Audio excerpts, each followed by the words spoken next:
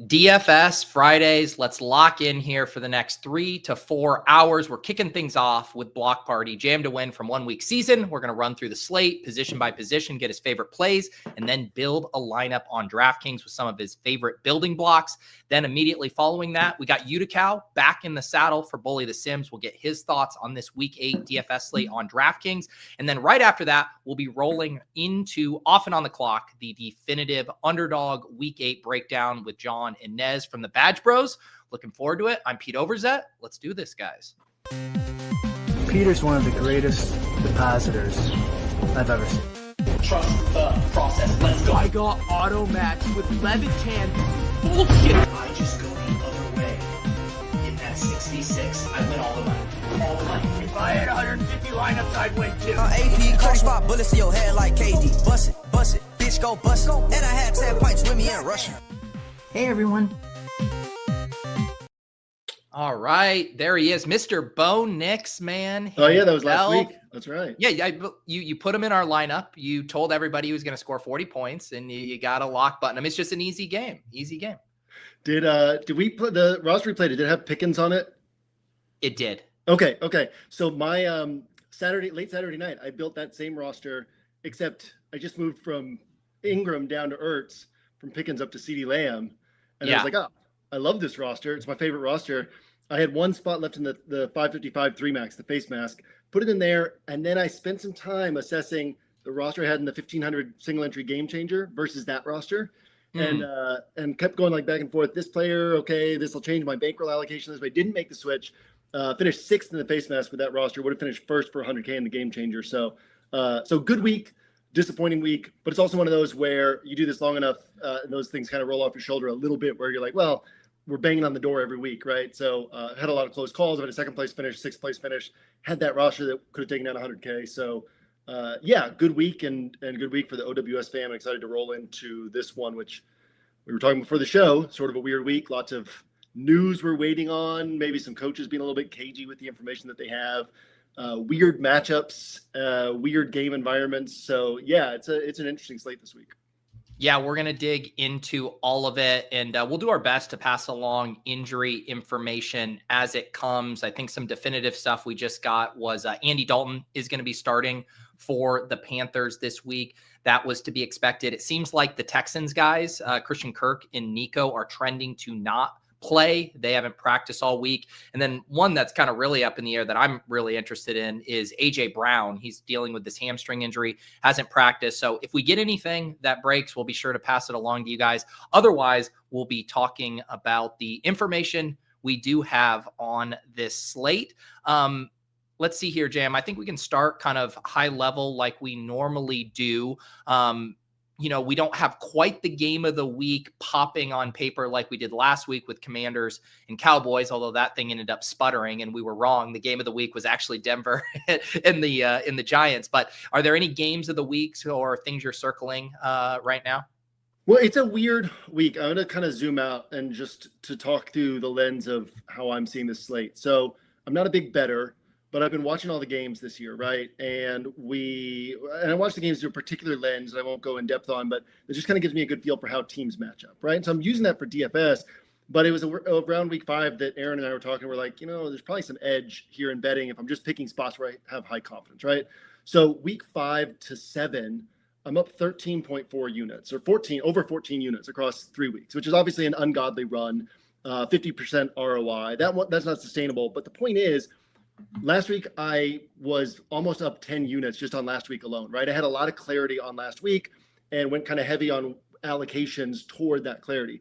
This week, I have like 2 bets down because I look at this slate and I'm like, oh, there's so much on this slate that's unpredictable. That's just sort of the nature of this particular slate. So on the Angles podcast today, I'm actually going to go game by game and break down like how I'm seeing each game in that regard. But yeah, I think top down, the big picture is there's like a lot of uncertainty, even places where people are ascribing certainty. I don't think it's necessarily there. I think that people are going to get a lot of things wrong on this particular week, and there's going to be a lot of chalk that's pretty fragile, which doesn't mean it's bad chalk in the context of this slate, but it's chalk that probably wouldn't be chalk on some other weeks. And so, yeah, from a game environment standpoint, I think the highest certainty that we have is we're certain that the Bengals are going to throw the ball If Lamar Jackson comes back, we're certain that the Ravens offense is good. There's a few other places where we have some level of certainty, but yeah, I think this is a slate that's largely the story of it is uncertainty, and a lot of big spreads, but they don't feel like comfortable big spreads. They feel even like games that could go the other way.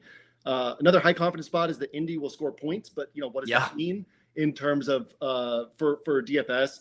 Probably that the Falcons will score points, kind of one of the most unpredictable teams in the NFL, but they'll probably score points here. But what does that mean for the passing attacks where Michael Penix and these pass catchers keep popping in optimizers? But it's like, they're one of the run heaviest teams that everybody runs against the Dolphins. And does that mean that Tyler Algier gets enough carries that Bijan Robinson's putting up like 25, 26 DraftKings points instead of 37, 38? So yeah, I think the story of the week is it's kind of a strange week and kind of a lower confidence week, which to me, instead of saying, oh, let me build some confidence in spots, I just say, okay, let's take this week for what it is and let's play according to what this week is providing. So yeah, it's a unique week in a lot of regards.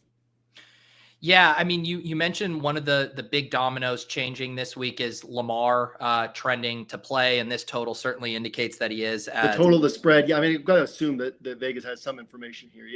Yeah. I mean, that's what I was saying to some people too. I'm like, there's no way this game has a total of 50 if it's Cooper Rush. Yeah. They would hold off on even putting the lines out there if they, if we were waiting on this information. I think we can feel pretty confident Lamar's going out there this week. Do you have any, we could, go team by team and talk about interesting trends, but while we're just talking about that game, what are your thoughts on kind of the Bears right now? Their run game really clicking. Caleb hasn't been playing that well. Rome is coming off of kind of 2 down games. Like, how do you envision them attacking this spot? Yeah, well, they made the change at left tackle, and they're obviously like coming out of the bye. They've been a lot more run focused. I don't think this is a team that wants to throw the ball more than 30, 31, 32 times if they can get away with it. Because again, the beauty of a Ben Johnson offense is the structure. He has all the answers already laid out, right? He figures out what the defense's rules are and how to manipulate those rules, how to get guys open, and 3 steps and you throw the ball. And like when you watch Sam Darnold and then click over to Caleb Williams, like it's jarring, Sam Darnold is just pop, pop, pop, feet moving, throw the ball. Caleb Williams is like, he never throws it when he's supposed to, and then he's trying to make something happen out of structure, and so yeah, and when he's throwing it when he's supposed to, like it's usually inaccurate throws. Like I've been saying this. I think that by next year we're paying $7,500 for Caleb Williams. It's just not there yet, and so while it's not there, Ben Johnson they're 4-2, right? Ben Johnson's not saying, hey, well, let's just keep going through the growing pains and get it there. He's saying, okay, well, let's dial back the passing attack. So yeah, there's a chance that they could be forced to throw the ball more in this one, but I certainly think they're going to lean on the run. Obviously, Kyle Monungai got almost as much run as DeAndre Swift last week. They've been playing almost the same number of snaps. So we have to take that into account as well. It's not as straightforward as like, well, just lean on the run here. But yeah, I do think that this offense has fundamentally shifted, right? Like most teams say the first 4 weeks of the season, especially with the shorter preseason, like you're finding out what your team is, what you're good at, what you want to build on. So it makes a lot of sense that around week 6 coming off of a week 5 bye that they would be like, okay, let's run the ball more, right? That's perfect timing to say, here's what our identity is going to be for the next few weeks. And so that will sort of gradually grow, I think, back toward a more balanced attack. But I definitely think that what we're seeing is what we're going to get from the Bears right now. Why don't we use that kind of as a segue into quarterback, and we can talk about Lamar. I don't think Caleb is going to be played too much. I think people are feeling a little burned by him. And like you said, kind of leaning into that running game. But Lamar at 6,800, again, assuming full health here, is this a good price tag? Is this a spot you want to be in on, or is this kind of a wait a week or stay away for you? No, yeah, well, when we look at the context of the slate, there's just not a lot of high confidence spots, and Lamar at 6,800 is glaringly cheap against the Bears defense that's probably better than people think, but still not scary. And really what makes them good is Dennis Allen and all of the stuff that he throws at a quarterback that they're not used to, and that's not going to really bother Lamar, I wouldn't think, right? So yeah, I think that 6,800 is very cheap, right? 10 of his last 20 games, which 20 is the cutoff at the start of last season. We go back even farther, but since Derrick Henry joined the team, 20 regular season games for Lamar, he scored 26 or more DraftKings points in exactly half of those games. So at 6,800, that's pretty tremendous. If you had any other player where it's like, hey, half his games he's scoring 26 plus, you would go for it. And then you take that the next step and you say, and this is a position where there's not a lot of certainty this week. So I think Lamar is very much in the mix this week. I think that some people are going to be looking for ways to allocate salary differently because of the fact that some of these cheaper quarterbacks are popping in optimizers, because of the fact that Bijan Robinson and Jonathan Taylor are in such good spots. And are so expensive this week because of the fact that Christian McCaffrey's receiving role is what it is. So I think that we have opportunity to get Lamar at like not outrageous ownership. And when we look at where do we have certainty on this slate, the likelihood of the Ravens offense clicking in this spot is one of the highest certainty components that we have. So to me, I have no trouble going to Lamar this week as sort of a core primary way to attack this slate. What about the other two kind of high-end guys? Obviously, Josh Allen back on the slate after the bye as well. And then Jalen Hurts coming off of a really efficient outing and hitting on those deep plays. Any love for those guys, or would Lamar be your preference on the high end? Yeah, well, Lamar's my preference. So the thing with Hurts, so one of the things we started talking about this last year at OWS, but the NFL game is about picking up first downs. And that's how smart coaches attack, right? So first and second down, it's about getting that third and manageable, because if you're a really good offense, you're going to convert 3rd and 4 or less, like almost 100% of the time. And then you have these great quarterbacks like a Peyton Manning, a Tom Brady, a Josh Allen, a Patrick Mahomes. Like when you get them into that 3rd and 11, 3rd and 12, they still figure out a way to convert those, right? And so that's how I assess teams and how I look at teams and assess offenses. So the Eagles are hard for me to wrap my head around, because downfield throws are naturally higher variance, higher volatility types of plays. And the Eagles still are not operating in rhythm, right? It's not like they had a great game last week. They just had a handful of downfield throws that hit. So then you're like, that's not sustainable. Just because those throws hit last week doesn't mean they're going to hit this week. But it also reminds you that they can hit, right? So Jalen Hurts is interesting in that regard. And really, like, you look at Hurts' fantasy scores, he's kept you afloat every single week. But it's not like the box score from last week doesn't tell the story of, oh, this Eagles offense is on track. The Eagles offense looked the same last week as it has. They just happened to hit on those downfield throws. Whereas, a couple other times they've been missing on those downfield throws. So yeah, that one's like, it's very viable, but it's also very broad range of outcomes. The Josh Allen one, we know that the Bills won't unleash him unless they have to. And so the natural inclination is to stay away here, especially, pretty much the most like head and shoulders above the other quarterbacks in terms of price.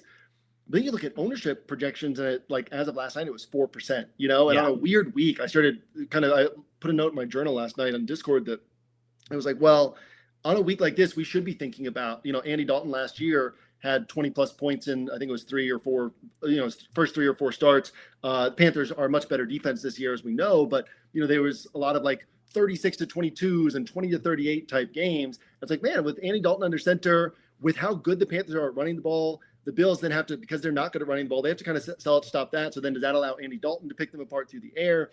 This is a game that could turn into a higher scoring game, I think, than it looks like on the surface. And we could have like a 31 to 24 type game where the Bills are forced to be scoring points. Josh Allen's forced to be unleashed. So yeah, I think there's clear dents here. The Cowboys game against them, it was really interesting. I didn't watch the all 22, but you're watching Dak not be under pressure and consistently check the ball down. So it just kind of explains how the Panthers defense plays, where it's like, we're not going to give you downfield looks. So that kind of takes away some of the upside. It's hard to run against them. But yeah, I do think there's an outside shot here that Josh Allen, where you look and you're like, what's the sharpest way to play the slate? It's not Josh Allen.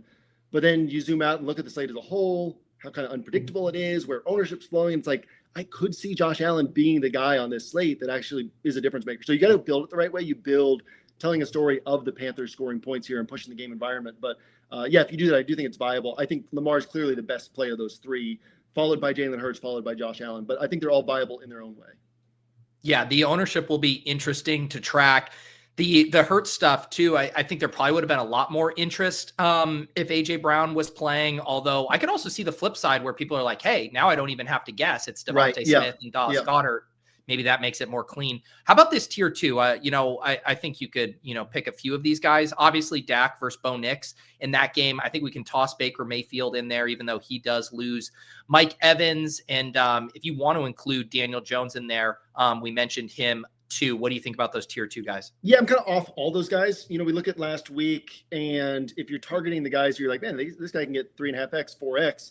Like, you miss out on the Bo Nix 40-pointer, right? And it's not that we could predict that Bo Nix was going to put up all his points in the fourth quarter, but it's just like you have to think about ceiling, and it's harder for me. As good as this Cowboys offense is, I've started basically calling it this year's Bengals, except their defense has kind of a higher floor than last year's Bengals.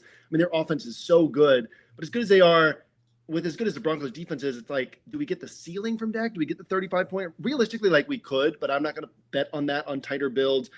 Baker lacking weapons, they're 4.5-point favorites against New Orleans, a New Orleans team that is still tough to play, especially in New Orleans. I don't see like the tournament winner coming there. And then Bo Nix is the hardest one to cut off my list, and it's more a feel thing. But it's just like the issue with Bo Nix is how many throws he's missing, and it's constant. It's every single week. And even last week, like the throw that he hit to Marvin Mims, it was a miss to Cortland Sutton, right? And like the two guys are in the same part of the field. It sails past Cortland Sutton and Marvin Mims catches it and keeps the drive going. But it's like that's what Bo Nix, the Bo Nix experience has been like this year. And I actually think like the Dallas defense is improving. And Eberflus's defense is just about like rules and structure on the back end and not allowing downfield throws. So I do think this could be a spot where Bo Nix comes back down to earth a little bit. I could come to regret that one. So yeah, Bo Nix is the hardest one to cut off my list, but really none of these guys stand out to me as guys I'm drawn toward. Bo Nix was the only one that was difficult to be like, you know what, I'm not going to play him this week. And it was the same thing with Caleb Williams last week, where it was like Friday night, where it was finally, or maybe Thursday night, where it was finally like, you know what, Caleb Williams, he's perfectly fine. He's perfectly sharp, but he's not going to be in my pool. That worked out last week. I'm not saying it's going to work out this week with Bo Nix. That's just sort of the bucket that he's in for me, where he's on the fringe of my quarterback pool. But at this point in the week, it's like, you know, that's not where I'm going this week. So no strong arguments against him, but it's not for me on this week. All right. So I know you like Lamar, kind of so on tier 2. I'm guessing the guys you're gravitating to are maybe sub 6K. You mentioned Joe Flacco being a lock to throw the ball. Is he one of the guys for you? Yeah, I mean, I think he's very viable. No Sauce Gardner. It's hard to see how this one just goes wrong, right? They really can't run the ball. They know that they can't run the ball, and they're just asking him to throw the ball short. Now, obviously, the Jets are going to have a plan in place to say, we cannot let Jamar Chase get 20-plus targets, right? Like they're going to have something in place that makes this a little bit more difficult on the Bengals this week. But yeah, I think that this is a spot where we can trust Flacco. Obviously, we're just getting that pocket passing. So that kind of hurts us a little bit. But in terms of where we have certainty, I think you have some trail bets on Caleb Williams. And then I'll tell you what. So this was, and I don't know, like I'm sitting here saying no on Bo Nix. He's only 6K. He's playing Dallas. I've been attacking Dallas every week. No for me, right? I'm not telling anybody else don't play Bo Nix. And then I'm going down to like a guy all season. I'd be like, this is probably the worst offense in football in the Texans. But the 49ers don't have a pass rush. You can stack. So it's kind of like this. It's the nature of the week, right? Where it's like, what if Lamar scores 21 or 22? Do we get any quarterback scoring, 30? Maybe not, if that's the case. And you can put CJ Stroud, Jalen Noel, Dalton Schultz onto a roster for 11.9K. Add in a cheap, another cheap tight end and a defense, or however you want to play that, right? You've got so much salary flexibility that you've got Bijan Robinson, Jonathan Taylor, and like two other solid mid-range guys. Stroud plus Noel plus Schultz have scored 45 and 49 in their last two games. Kirk played one of those games. Nico played 1.5 of those games. Now, obviously, that means the offense was in better shape, but they're 11.9K. You need about 45 to 48 points to feel good about that. And those guys are going to be more essentials to the offense this week. So I do think that's kind of a sneaky spot. And then like these cheaper stacks that give you a different roster construction. So that one, the Spencer Rattler stacks, I think those are live on this particular week. But it honestly wouldn't surprise me, Pete, if I rolled out like 80% Lamar this week. Like I think that's viable on a week like this. Like I think he's head and shoulders above the other quarterback options. And so yeah, I'm kind of looking at some of these other things, but it's more like stacking them up against Lamar and being fine going kind of heavy on that bet because it's a pretty high confidence bet in terms of what we've seen from the Ravens offense over time. Yeah, that's an interesting note about the Texans. I was kind of shocked to see that they're favorites. And I know the 49ers are decimated, but still to be 1.5 point favorites here, because for the Stroud stuff, we kind of actually want them to be in a little bit more of a trailing script because we know that they'll be happy to run the ball a decent bit too. But I do like the idea of it being so concentrated. And I think Xavier Hutchinson has just not really proved himself to be a legitimate guy, and they don't trust Jaden Higgins. So it's like it's Jalen Noel who they like replacing Kirk, and then Schultz as the target hog. So that one condenses really nicely. Yeah. I mean, you look at Stroud's game logs, and you can pull them up on the screen if you want. But like 12.4, 9.7. 14-7, 15, 18-4. Like it hasn't been as bad, I think, as people think. The offense has been as bad as people think, but the actual fantasy production hasn't been as bad as people think.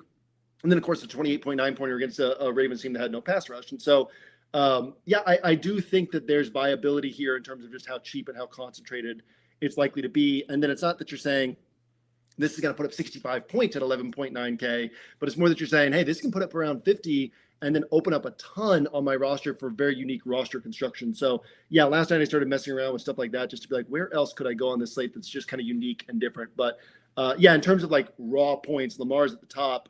I put Jalen and probably even Josh Allen next after that, and then kind of get down to these deeper tiers. I didn't touch on Daniel Jones. I think he's fine as well. It's just hard to see that game being pushed in such a way that Daniel Jones is posting a tournament winner. So it's kind of like, what are you targeting? Are you targeting 15 to 24 points, or are you targeting, what's my pathway to maybe getting 33, 35? And I just don't think we get that there. We didn't touch on Jackson Dart. That one feels so like chaotic and unpredictable, but also we have to acknowledge that he's capable of putting up a big game. And on a week like this, you can maybe go there. So I don't think he's going to be in my pool. But yeah, it's a week like this where you do kind of stretch outside of our typical approach because you recognize how strange this week is. And so for me, it's where's the highest confidence? It's Lamar. And then it's like, okay, and then where could we get kind of crazy? And that's where my thoughts go to next. Yeah, and Richie asking about Rattler versus the Bucs, who are much better against the run than the pass. And I know you mentioned Rattler as a cheap option as well there in passing.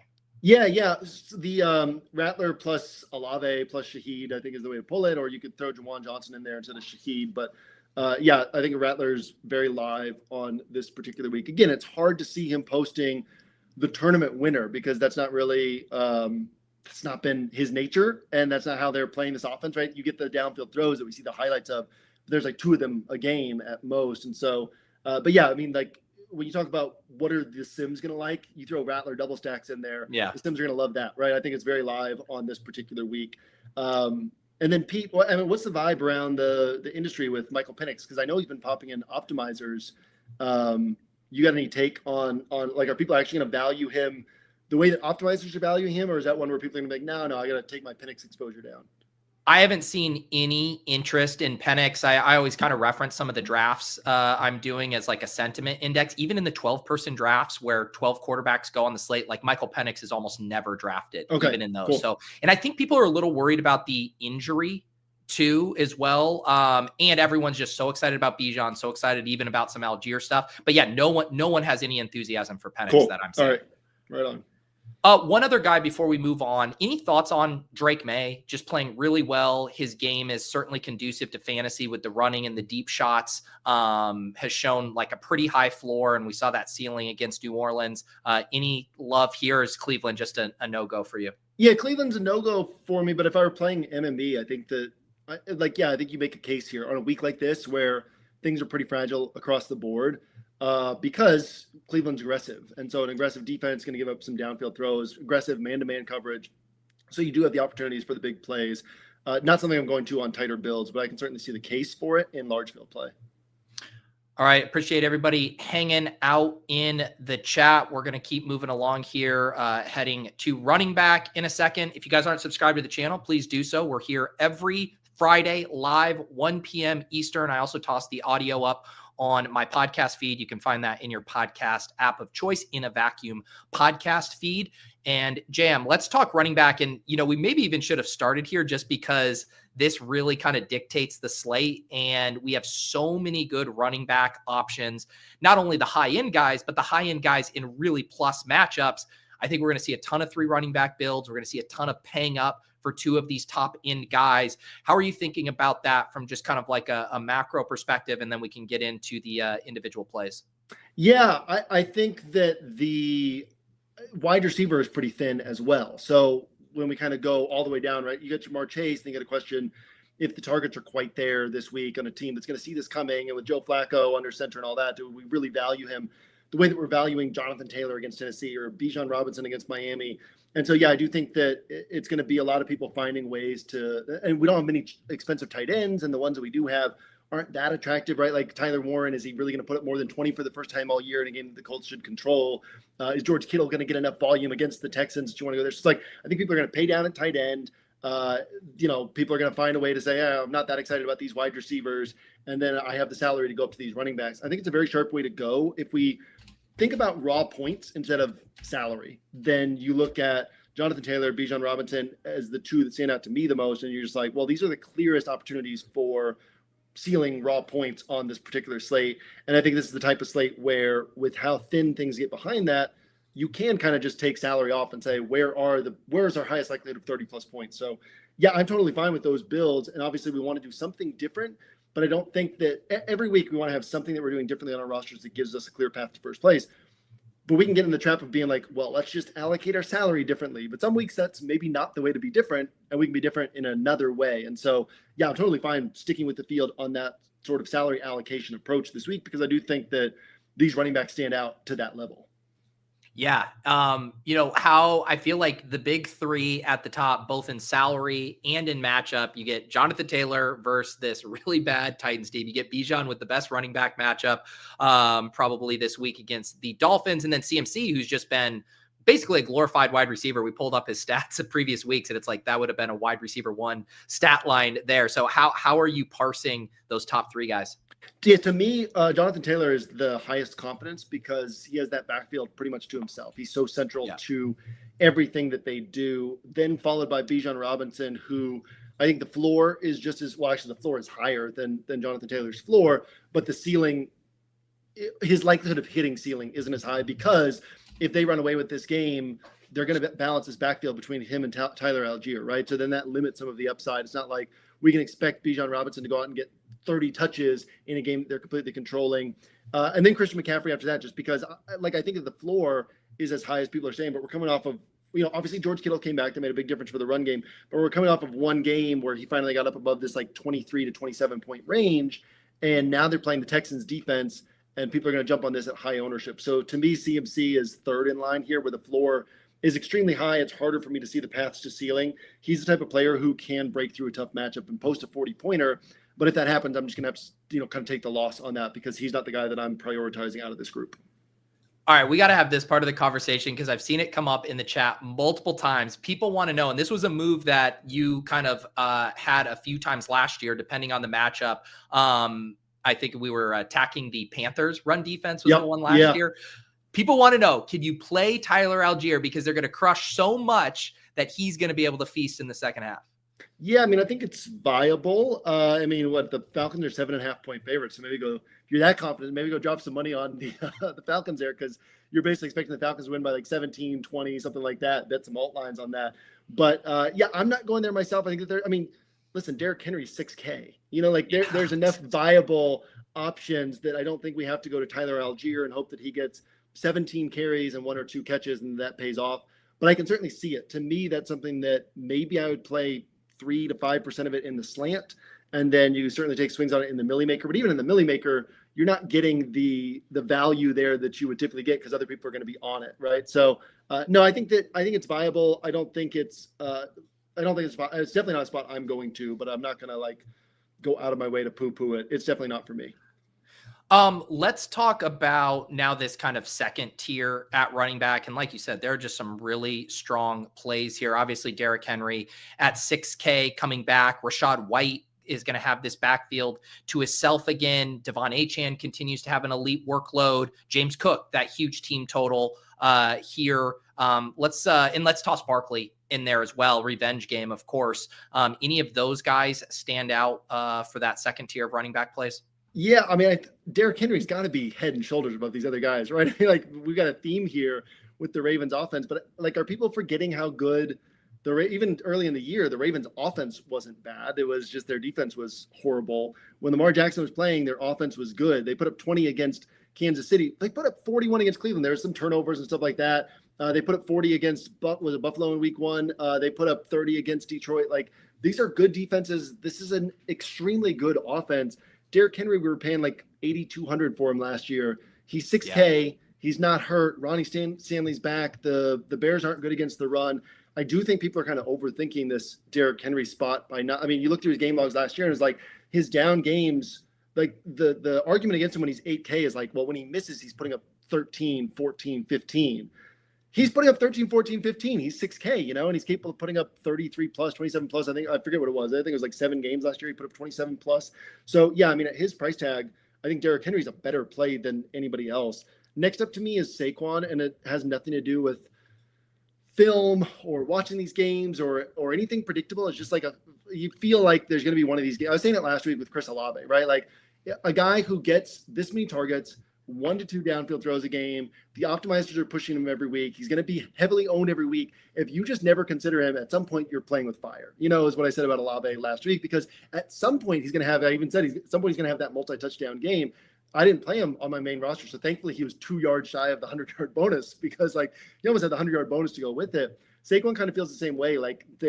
There's no reason it shouldn't pop eventually. I know the offensive line isn't playing as well as last year, but they're playing a soft run defense. It does feel like Saquon is eventually going to pop. So Saquon's kind of next on the list for me. I'm staying away from James Cook just because of how good this Panthers run defense has been. We've been ahead of the curve on that. I would rather stay on that track than sort of just jump on board at, moderate ownership.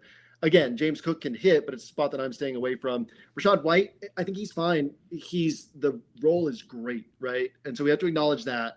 And all these injuries are going to be central to the offense. You go back 2 years ago when he had this role. It was like 1 game north of 23 DraftKings points, something like that.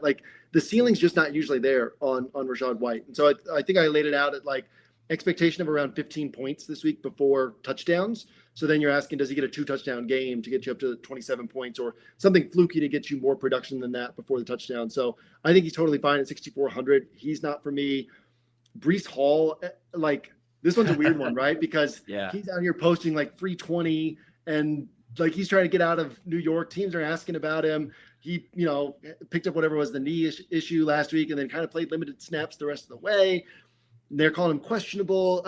There's a lot up in the air here, but I do think he's a sharp play against this defense. If he's in his normal role, I think there's just question marks on it. So Breece Hall is probably third for me behind Derrick Henry, Saquon Barkley, Breece Hall. And I think if I were playing MME, I would probably have Rachaad White in my pool. I might have a little bit of James Cook in my pool. I think they're fine plays. It's just not where I'm going this week on tighter builds. Yeah, let's get down to some other plays that I think people are going to consider. I have seen Chase Brown mentioned a couple of times, had a good week last week. Another revenge game, Javonte Williams returning to face Denver. Obviously, good game environment. And then I do want to get your thoughts on Kamara and just Kendre Miller, and with him removed, if you think, is it just next man up, or does Kamara actually see his workload increase in that situation? So any thoughts on that trio? Yeah, I would think that Kamara sees his workload increase. I don't think I want to go there against Tampa, but I certainly think we see his workload increase. Javonte, I'm not that interested in picking on again, I've been calling Javonte the new James Conner all season. So the new James Conner at 6,800 against the Denver defense isn't for me. And then Chase Brown, I think it was 11, 13, and 15 touches in his last 3 games. So I guess have fun with that. I mean, P. Ryan's eating into more than a third of the work there. That's kind of one where it's I guess he broke through for some runs, right? I don't think that changes the way we are looking at him. He had 13 touches last week, 11 the week before that, 15 the week before that. So Chase Brown's not for me, but I see why people are going there, because you watch the game and it's hey, they've kind of fixed the offense a little bit. I don't know that I feel confident that they have. I don't think that his role where we liked him last year was because he just had the entire backfield to himself. And that's not the case this year, because P. Ryan's eating into those touches. So Chase Brown's not for me. I can see why people like him, but I'm not going there myself. And then did you have any thoughts on Kamara? Yeah, the Kamara one, I said not for me against Tampa. I think his role increases, but I'm not going there against Tampa. And I might be.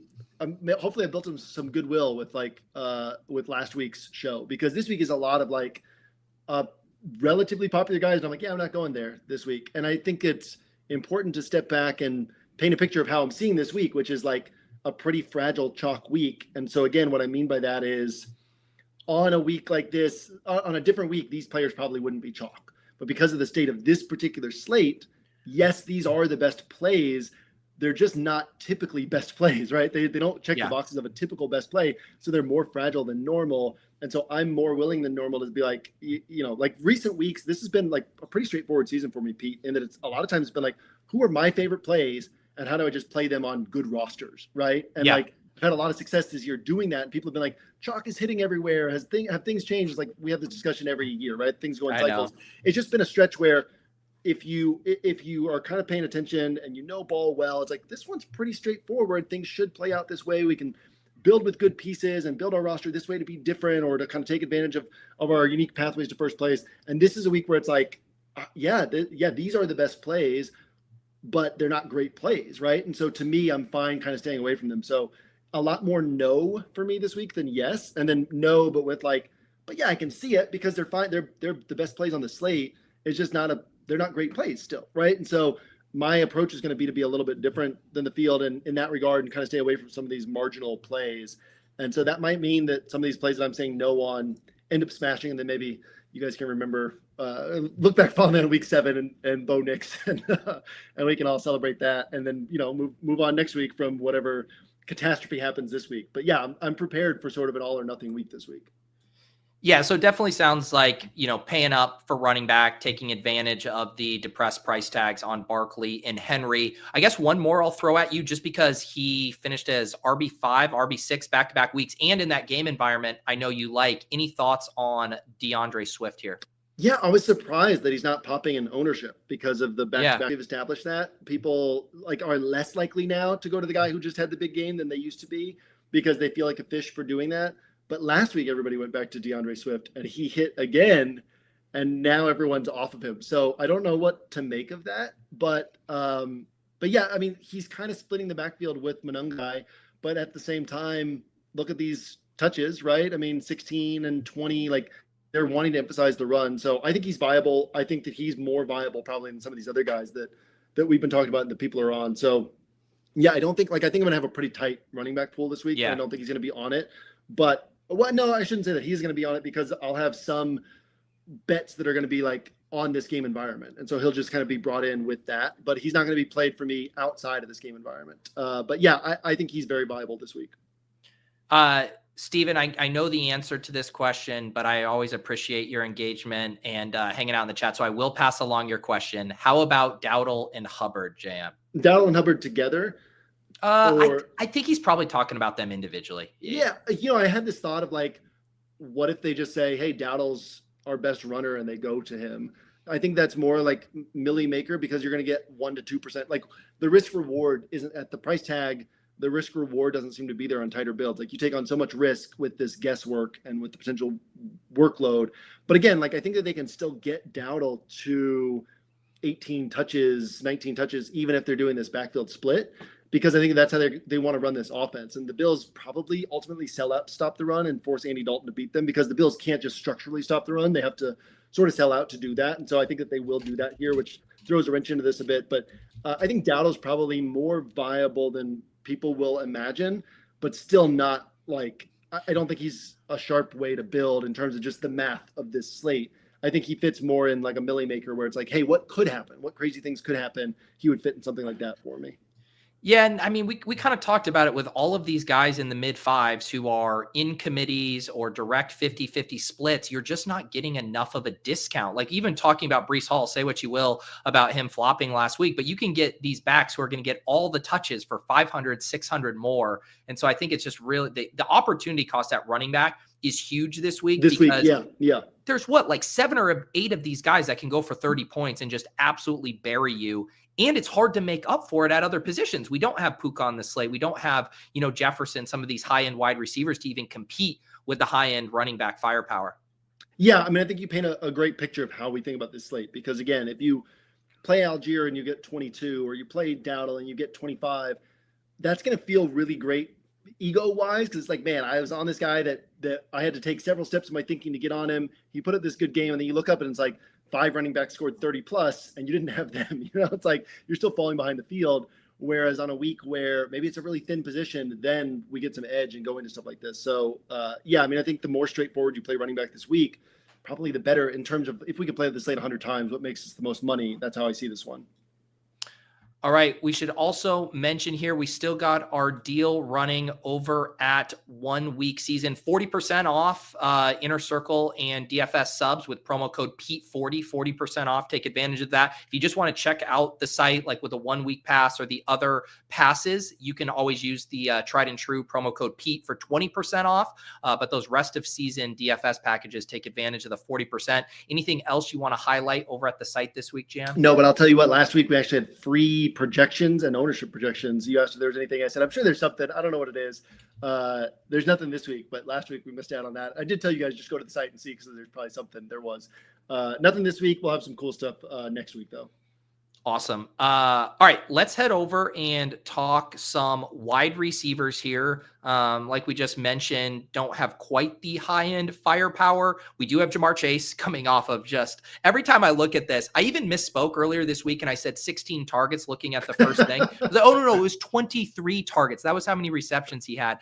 Him and CeeDee Lamb. And I think we can kind of start to put Igbuka into that tier now as well. Maybe you disagree, but curious about the high-end wide receiver plays this week. Yeah, I disagree. I think it's Jamar Chase, and then like a massive gap, and then CeeDee Lamb and Igbuka. Like the way that we see 12 targets for Igbuka last week. Baker threw the ball 50 times. I don't know if people are expecting him to have to throw 50 times here against the Saints, but I'm not expecting him to have to throw the ball 50 times against the Saints. And the distribution of targets on this team, they haven't treated Igbuka like Chris Godwin last year, right? Where it was like, hey, he's in the Cooper Kupp role and he's seeing double-digit targets every game. And so they're using him differently. That can change, right? NFL teams are dynamic and they could say, we're going to start using Igbuka this way. But the field has been sort of betting on that for a while and it hasn't been happening. And I've just been comfortable staying away. I haven't played him since his price went up from whatever it was, 5,500. So I missed out on the 34.3 point game. Was that that was on an island game, wasn't it? The game against Seattle? That wasn't on the main slate. So, no, it was a main slate because it was JSN and him going back and forth in that game. Okay. So I missed out on that one. But the rest of them, it's like the 4.4, the 9.9, the 23.1 at these high price tags. Like, yeah, I've been off of them so far. So I like the talent's there.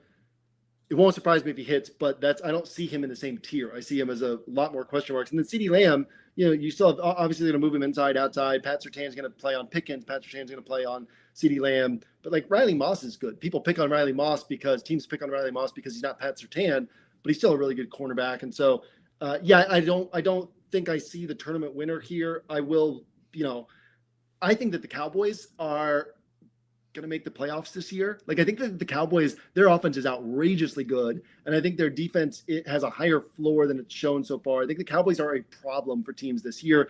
I actually took a half unit bet on the Cowboys to win this game. Like, I think that the Cowboys are competitive. I think they can win this game. But yeah, I don't think that we get like the blow up, 35-point game from CeeDee Lamb. So yeah, if you're hoping for like 20 to 26, 27, I think that he can break through in this matchup and do that. But I don't think that that's going to win you with like how we have to think about salary on the slate. I don't think that's winning us a tournament. So to me, it's Jamar Chase is really the only guy up here that I'm thinking about. And it's because of the targets and how they're using him. And then other than that, it's like, oh, okay, I can just kind of go down at wide receiver pricing this week. Do you have any thoughts on this dynamic with the Cowboys wide receivers? Richie asking about Surtain. Is he shadowing Lamb? I know they bring Lamb into the slot a decent bit, and Surtain doesn't necessarily follow in there. How do you think that kind of works out for these two? Yeah, I mean, Surtain's played, I think it's 20 slot snaps on the year. So if they want to get CeeDee Lamb off of Surtain, they can just move him into the slot. On top of that, you have CeeDee Lamb and George Pickens. So it's not like, oh, we're just going to take out this guy and then force the other guy to beat us. And so I do think that we're going to see some shadow, like when CeeDee Lamb's on the outside. I'm sure there's going to be some plays where Surtain's just following CeeDee Lamb, but also I think that there's going to be like a whole host of things going on in this game. I don't think it's going to be, hey, let's isolate CeeDee Lamb and take him out. It's more about how do we shut down this Cowboys passing attack as a whole. And obviously that's a decent sized challenge, but I do think the Broncos are a team that can be up for that challenge. All right, let's talk a couple of these other mid-tier, and the quality of the wide receivers does really drop off this week. We're going to have to hold tight on the AJ Brown stuff, although with them having the bye next week and him continuing not to practice, I'm getting more and more iffy about him playing. Yeah, I mean, he's kind of made it sound like he's playing, but I don't know. What does that mean? So it's a weird one. I do think, like I said, nothing has changed in this offense. They didn't get fixed. They just hit some downfield throws, which were throws that they've been taking anyway. But and we even talked last week about like that idea of, well, if you're the Eagles, like what's the team best equipped to beat the Vikings? It's a team like the Eagles, right? Because what makes the Vikings good isn't their talent. It's how much they confuse a quarterback, whereas the Eagles are like, we don't care. We just run our plays, right? We're not changing things in the line of scrimmage. We're not trying to trick the defense. We just run our plays. We think we can beat you. And it turned out they could. So, yeah, I do think that AJ, like when we talk about how thin things are, and then we get down to AJ Brown and Devontae Smith. I mean, Devontae Smith, both games where AJ Brown hit, Devontae Smith, or one of the games where AJ Brown hit Devontae Smith outscored, and the other one where AJ Brown hit Devontae Smith scored 20. He also has a 22.4 pointer where on a week where AJ Brown didn't hit. So I mean, like, they've both been, capable of putting up these games.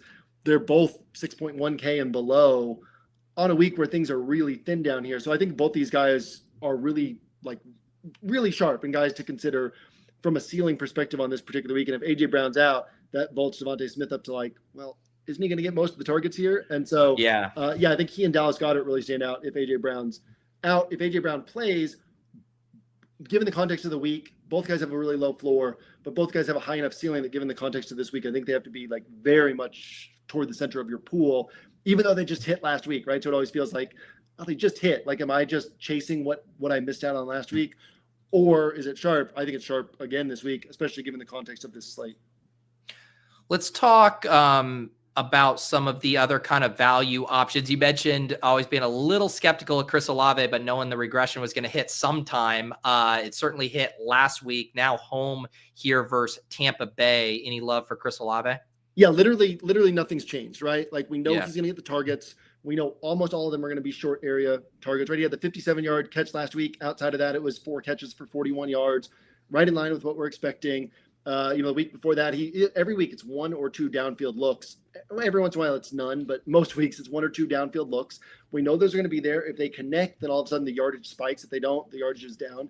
We know we don't have a high expectation for this offense scoring touchdowns or for Spencer Rattler throwing a ton of touchdowns. But we also know that a game like last week's game is within the realm of possibilities. And again, 2 more yards, he's sitting on 30 DraftKings points, right? And he was 5,400 last week, 5,800 this week. So yeah, those 30 pointers are within the range of outcomes, and we have to be thinking about that.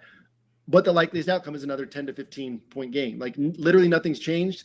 It's just that he hit last week, which is something we knew could happen. That's why everybody's been playing him. So I think he's in the mix. But again, he's going to be over-owned relative to expectations. That doesn't change his performance on the field, right? Like, he can still go out and hit again this week. So I think has to be kept in mind.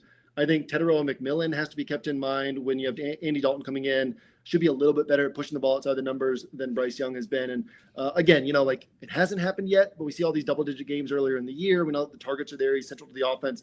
They're going to be running more because that's been working so well for them. But so T-Mac, definitely a tier below the Eagles guys, a tier below Chris Olave, or I guess a couple tiers below the Eagles guys, a tier below Chris Olave, below Cortland Sutton, below T. Higgins, but he's in the mix as well. And then, T. Higgins, I think, if we're going to say what do we know? We know that the Bengals are going to throw the ball.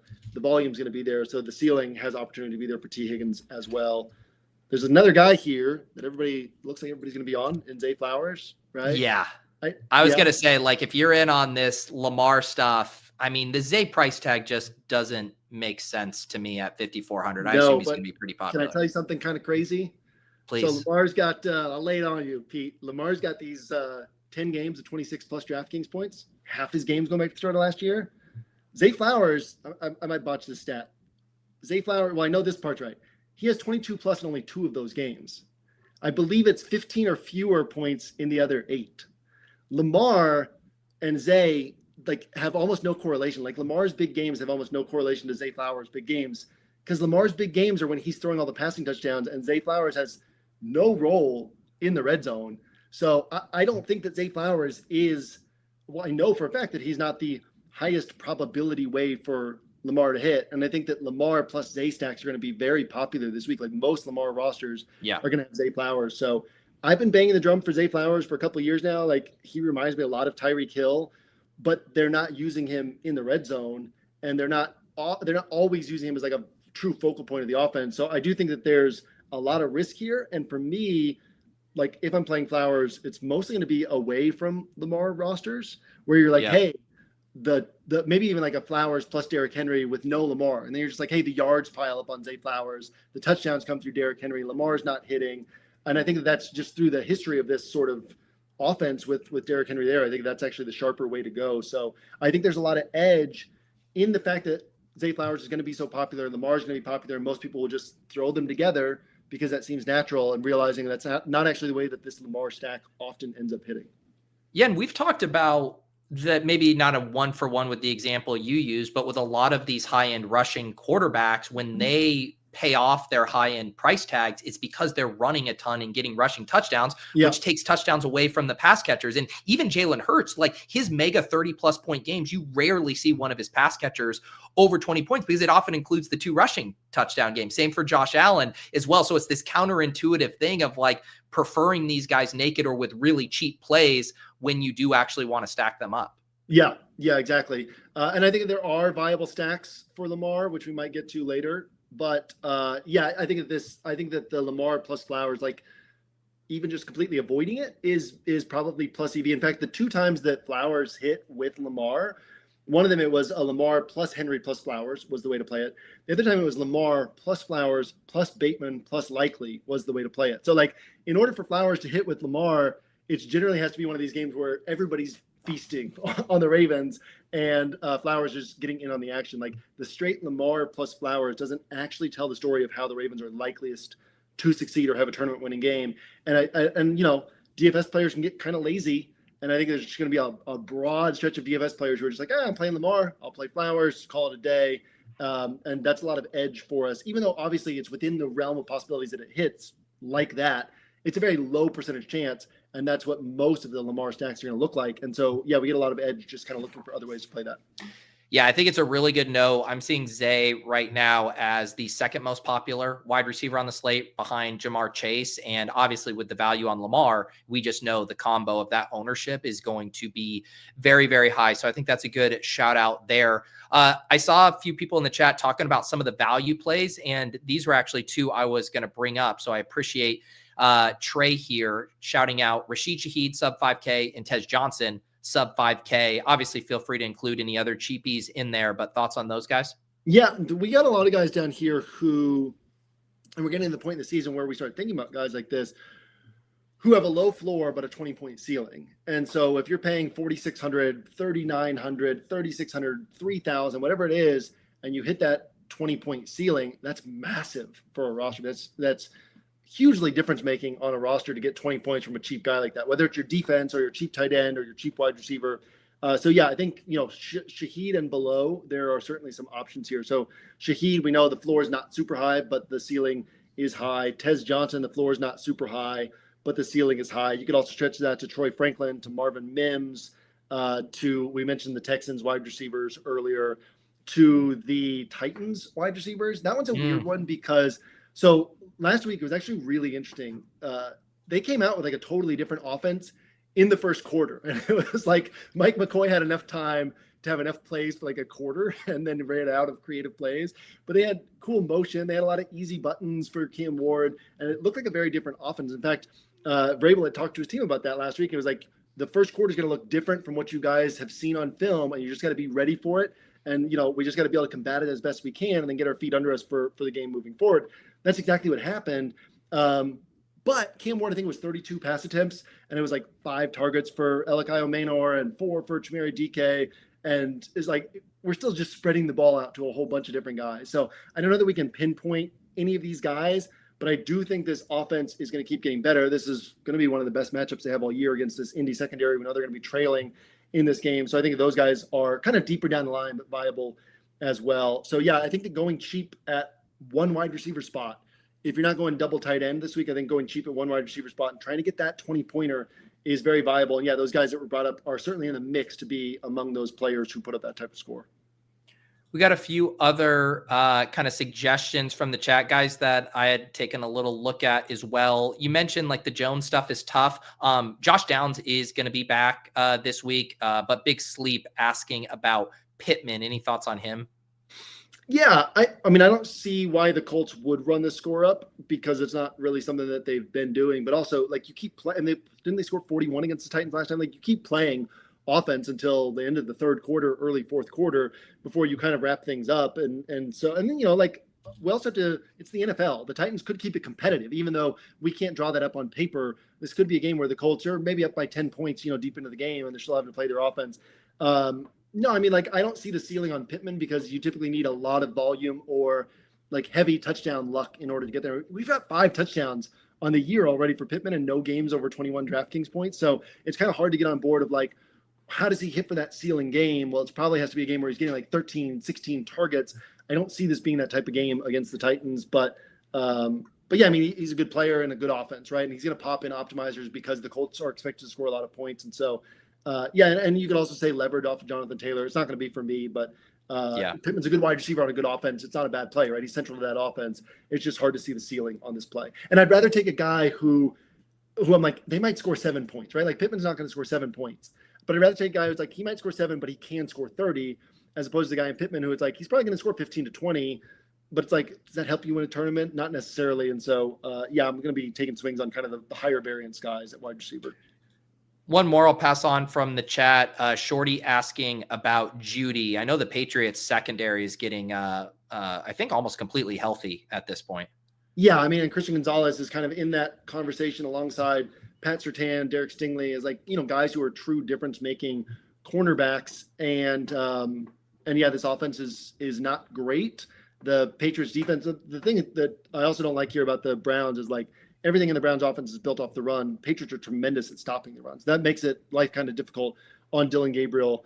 I have had that thought because of kind of a man-heavy Patriots defense, and you have that opportunity for maybe Judy to see elevated targets, man coverage, maybe opportunities for some big plays. So I think it's live, but it's certainly like pretty far down the list. Yep. This comment is incredible. Top of the world, looking down on creation. Only explanation I can find, Joe Flacco play has put me at the top of the world. I like that. Dropping bars in the chat here. Ash owns 76. Thank you.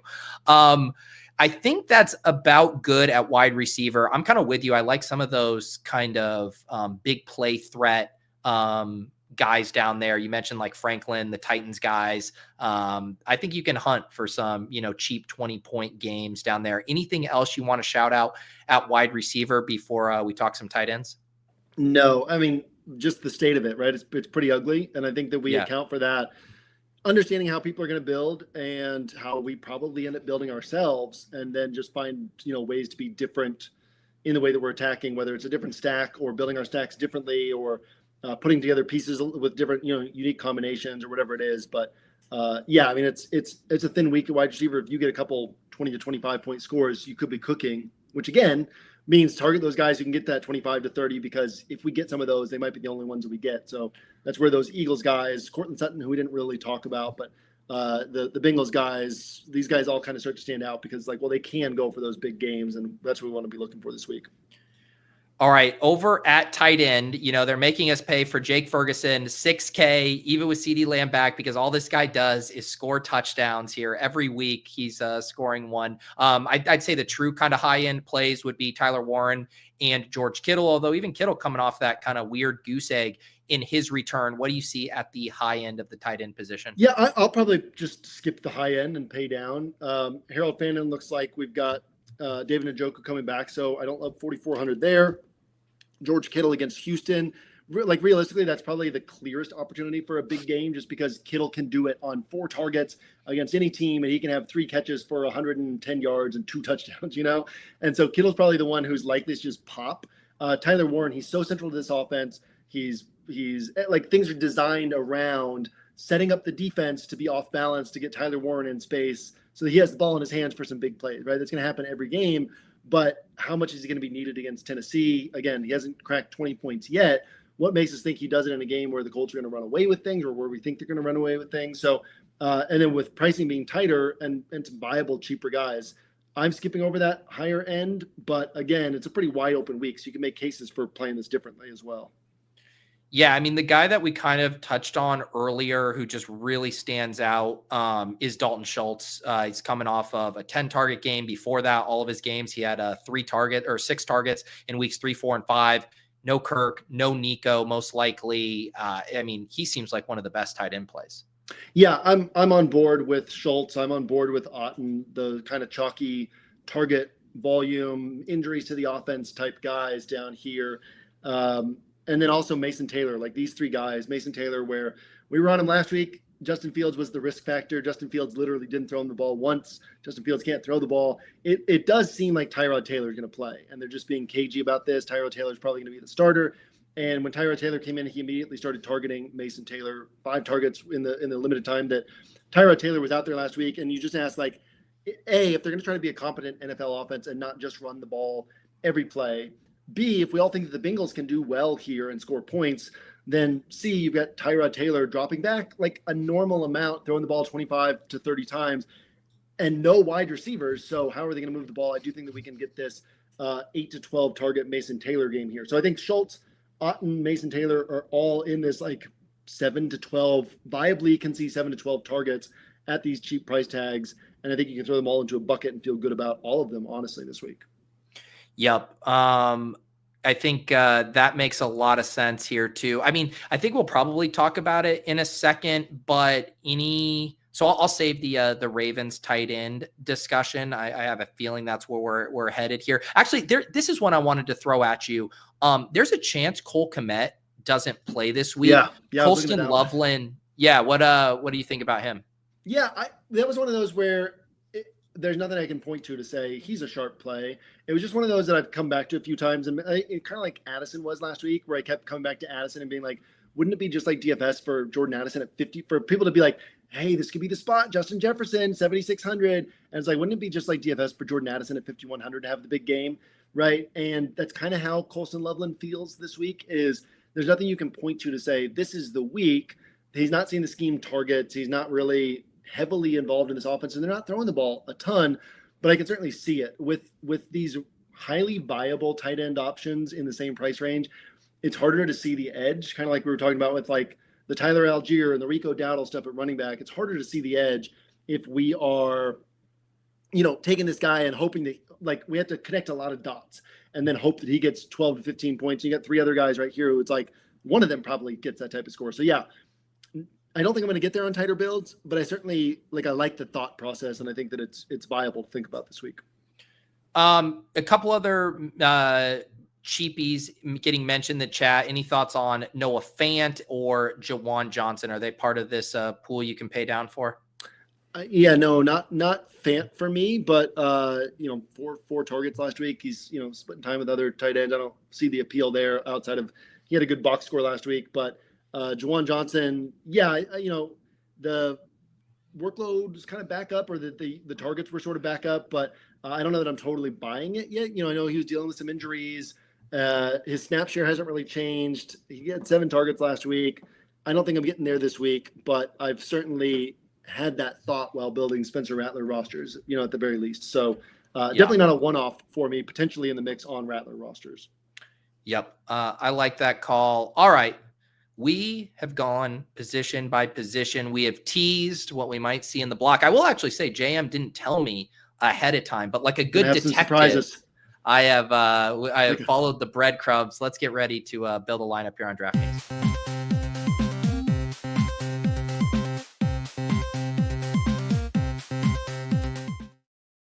All right, JM. I assume we're headed toward the Ravens, but unless you got a curveball for me here. No, we are indeed headed toward the Ravens, and we are headed toward what has been the best way to stack up this offense since the start of last year, which is Lamar plus Mark Andrews plus Rashad Bateman. Ooh. So in literally 20% of so in 20% of the Ravens games since the start of last year.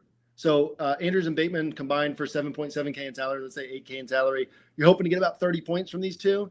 They've gone for 33 plus in 20% of their games since the start of last year. In all those games, Lamar scored 26 plus. In those games, they have combined scores of 33.4, 36.2, 42.2, and 44.4. When Lamar Jackson is posting his 26 plus point games, he's typically throwing multiple touchdown passes, often these 3-4 touchdown games.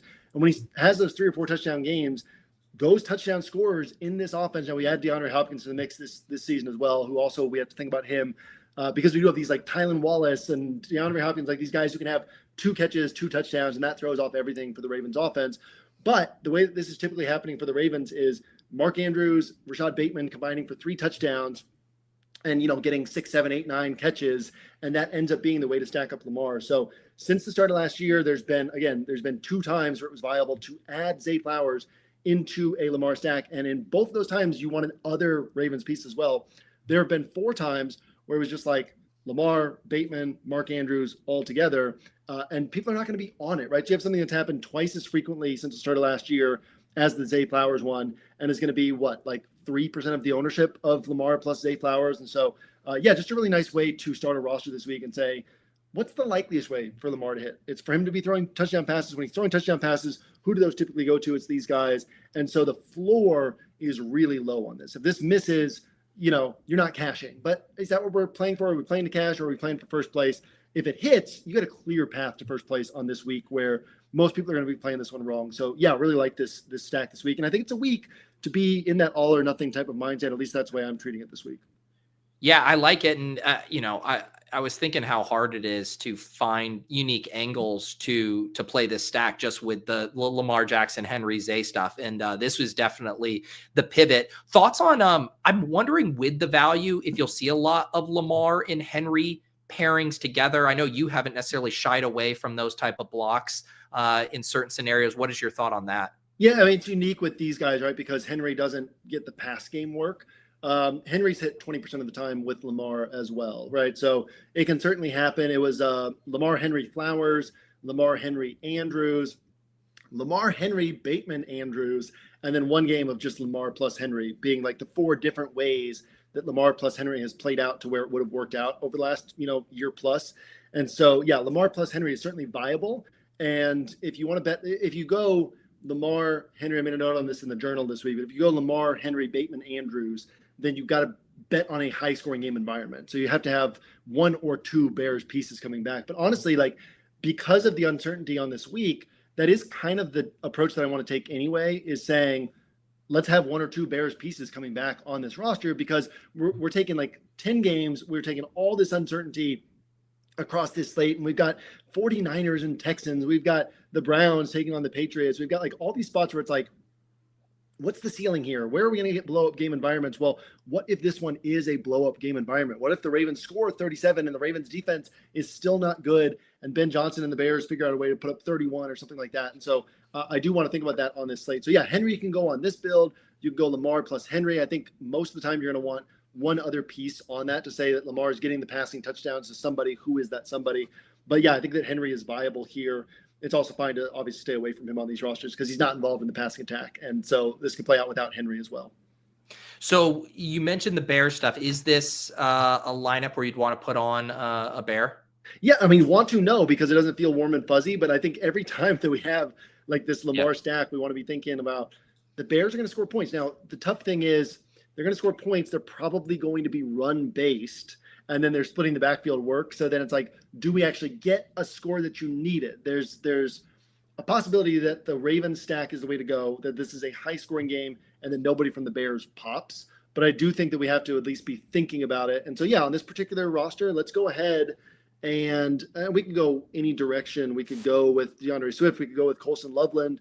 We could go with Rome Odunze. Let's go ahead and throw DeAndre Swift on here, because if we're not throwing Derrick Henry, we do have the flexibility to go to one of these cheaper running backs. Let's not go Loveland, because we'll see if we can keep that flex spot open for another running back. Although, again, we are getting better salary savings at that going 2 tight ends than we are with a cheap wide receiver. So it's a question of what swings you want to take as well, because already we're taking a big high variance swing with Bateman and Andrews as the stacking partners.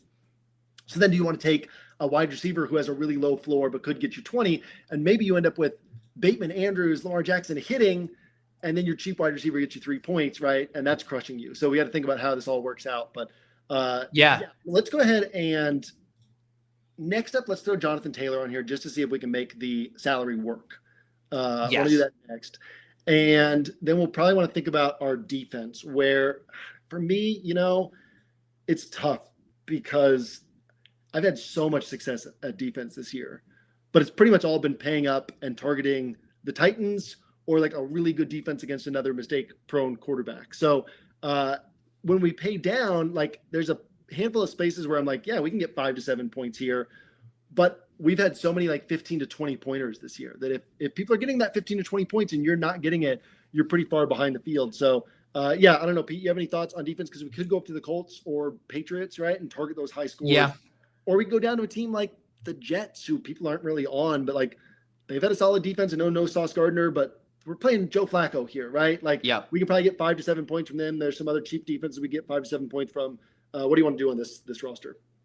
Yeah, let's go cheap for now, and if for some reason we feel like we have a little money to play with, we can go up. If we go Jets, that leaves us just shy of $6K for 2 wide receivers and a flex. So we're still probably getting one of those sub 5K value options in there, and then maybe 2 other solid wide receiver targets.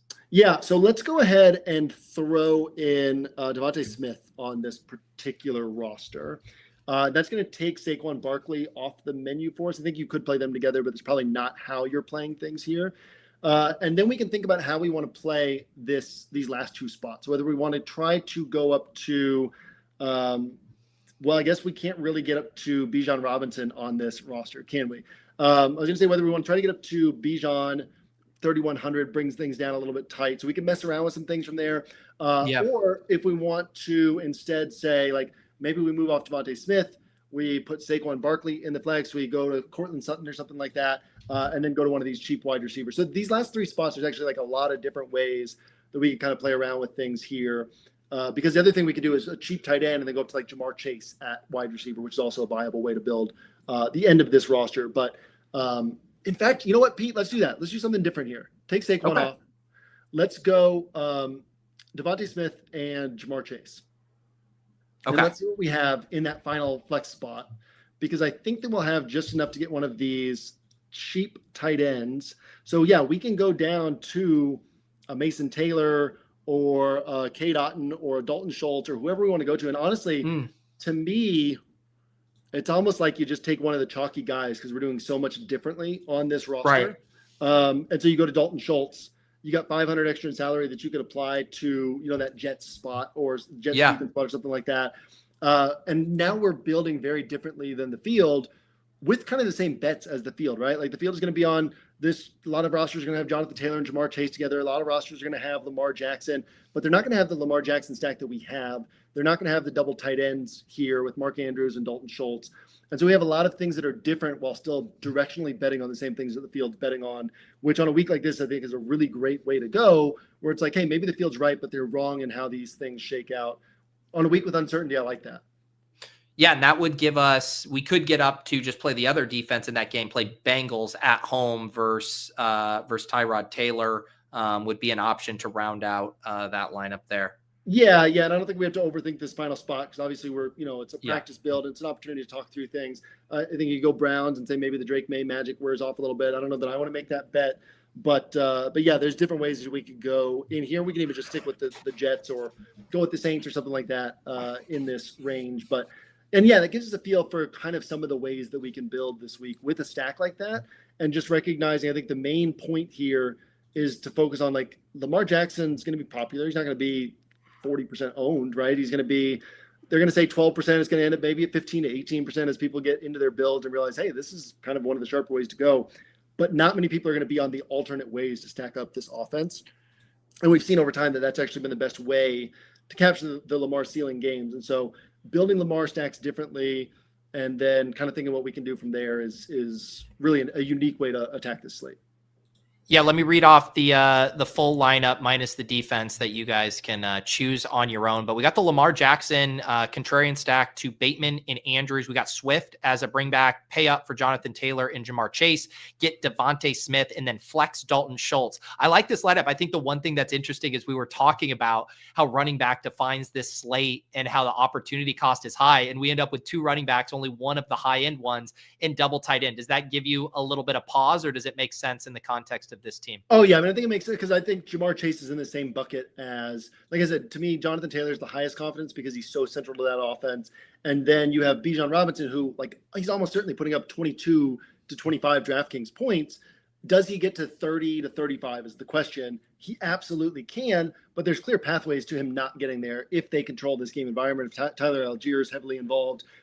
Same thing with Christian McCaffrey. I think he's getting over 20. He's playing Houston. Am I scared that he's going to get to 35? I'm really not.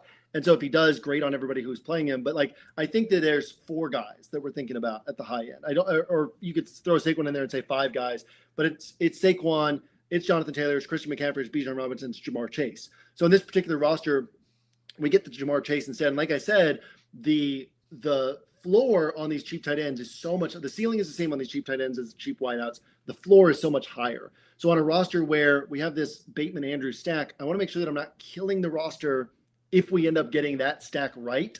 Killing the roster by taking like a big swing at wide receiver that could be a 3-pointer or something like that. And so, I really like the idea of, you sub one of those high-priced running backs for Jamar Chase on this particular roster, and that allows you to go cheap tight end here and play things differently. And again, we can throw Derrick Henry in here instead of DeAndre Swift. We can bring in Rome Odunze. We have the salary to do it instead of Devontae Smith. So there's all sorts of different ways that we could play the end of this roster. But getting two of these high-priced guys with Lamar Jackson in kind of the most plus EV way to stack Lamar Jackson, according to what we've seen over the last couple of years, I think is a really nice way to get started. And then you kind of mix and match the pieces from there. Beautiful stuff. Another block party in the books. Hopefully this gives you guys plenty of ideas for your week 8 lineups and helps you narrow the player pool down to the hashtag best plays. Any final words from you, JM, here before we segue into Bully the Sims? Yeah, just want to say, really enjoyed listening to you and Ship My Money last week, and shout out to Youdacao and the guys that run the Sims. One of my favorite pods that you've ever done was, I think it was the first time you had Youdacao on. It was more like not an interview, but just like us kind of sit down and chat DFS stuff. And so really cool to be part of this show every year, obviously, but then also like what you've added this year, really cool to be part of kind of this couple hours of DFS talk. Appreciate you, JM. Everybody check out 1 Week Season, 40% off rest of season subs right now with promo code Pete40. Be sure to check out JM's final thoughts, of course, in the scroll. You can get his real-time thoughts in the journal in the 1 Week Season Discord. JM, we'll see you in week 9. Let's get ready for Bully the Sims.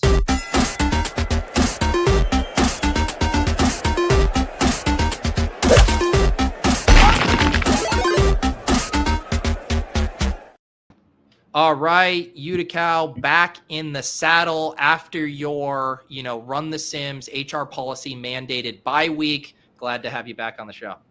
Good to be back. Just caught the end of the last segment, so I'll just shout JM back real quick. Great writer. I've, been seen some of this stuff even up to a decade ago. So yeah. The game recognizing game. Love how this has worked out. You didn't get Wally pipped by Adam last week on the show, but I thought he did a great job. But people are also excited to get you back here as well. Yeah, no, I liked his stuff too. He's more used to like doing the daily content stuff. So just a lot more plays. I thought different structure, but also really good. How did your week 7 go? Did you have some Bo Nix? Not too much of the Bo Nix because I don't know how it was hard to get that stack in. I think you probably needed Herbert more than Bo Nix because of like how the receivers played out. I think I had like a sprinkle of Gadsden, but not even with Herbert necessarily. But it was pretty solid. I had a lot of the Eagles, so I was looking good for a minute. Yeah, I wanted to shout you out for that call. You were talking about being on that Eagles-Vikings game just because of all the big play wide receivers. One of my best lineups on Underdog was just the classic Jalen Hurts double stack with both A.J. Brown and Devontae Smith. I had McBride, I had Jonathan Taylor on it, and then I whiffed my final spot with Bill. Sunk the lineup. Otherwise, it would have been like a top 5 team in the contest. But that was me going through doing my drafts being like, I got to get more of this Eagles-Vikings. So that was a nice shout by you. I thought it was interesting since there were like a few pass games that all hit kind of similarly because like the Bo Nix, it was hard to stack and whatnot. It was kind of one more on the running back and defense even because like with like you needing the Browns, it made you more likely to get Judkins. Yeah. Which wasn't necessarily essential because they're running back plays too, but it was sort of like the Judkins was more likely to get Browns, and Browns are separating much more than anything else. Yeah. The other thing that was interesting from last week with the Bo Nix stuff. So right before the slate locked, I went to run the Sims, ran the Sims just with similar settings that I do on this show. And I picked out the top Bo Nix lineup. It was like top 5, and it ended up being my highest scoring lineup. The problem with all the contests had filled, and so I just tossed it in a little one, but it scored 202.76 points. This came right from Run the Sims here. Right. Right. Yeah, with It the was crossing. just Bill, man. He sunk everything last week. Right. Yeah, I mean, maybe we could have seen the I guess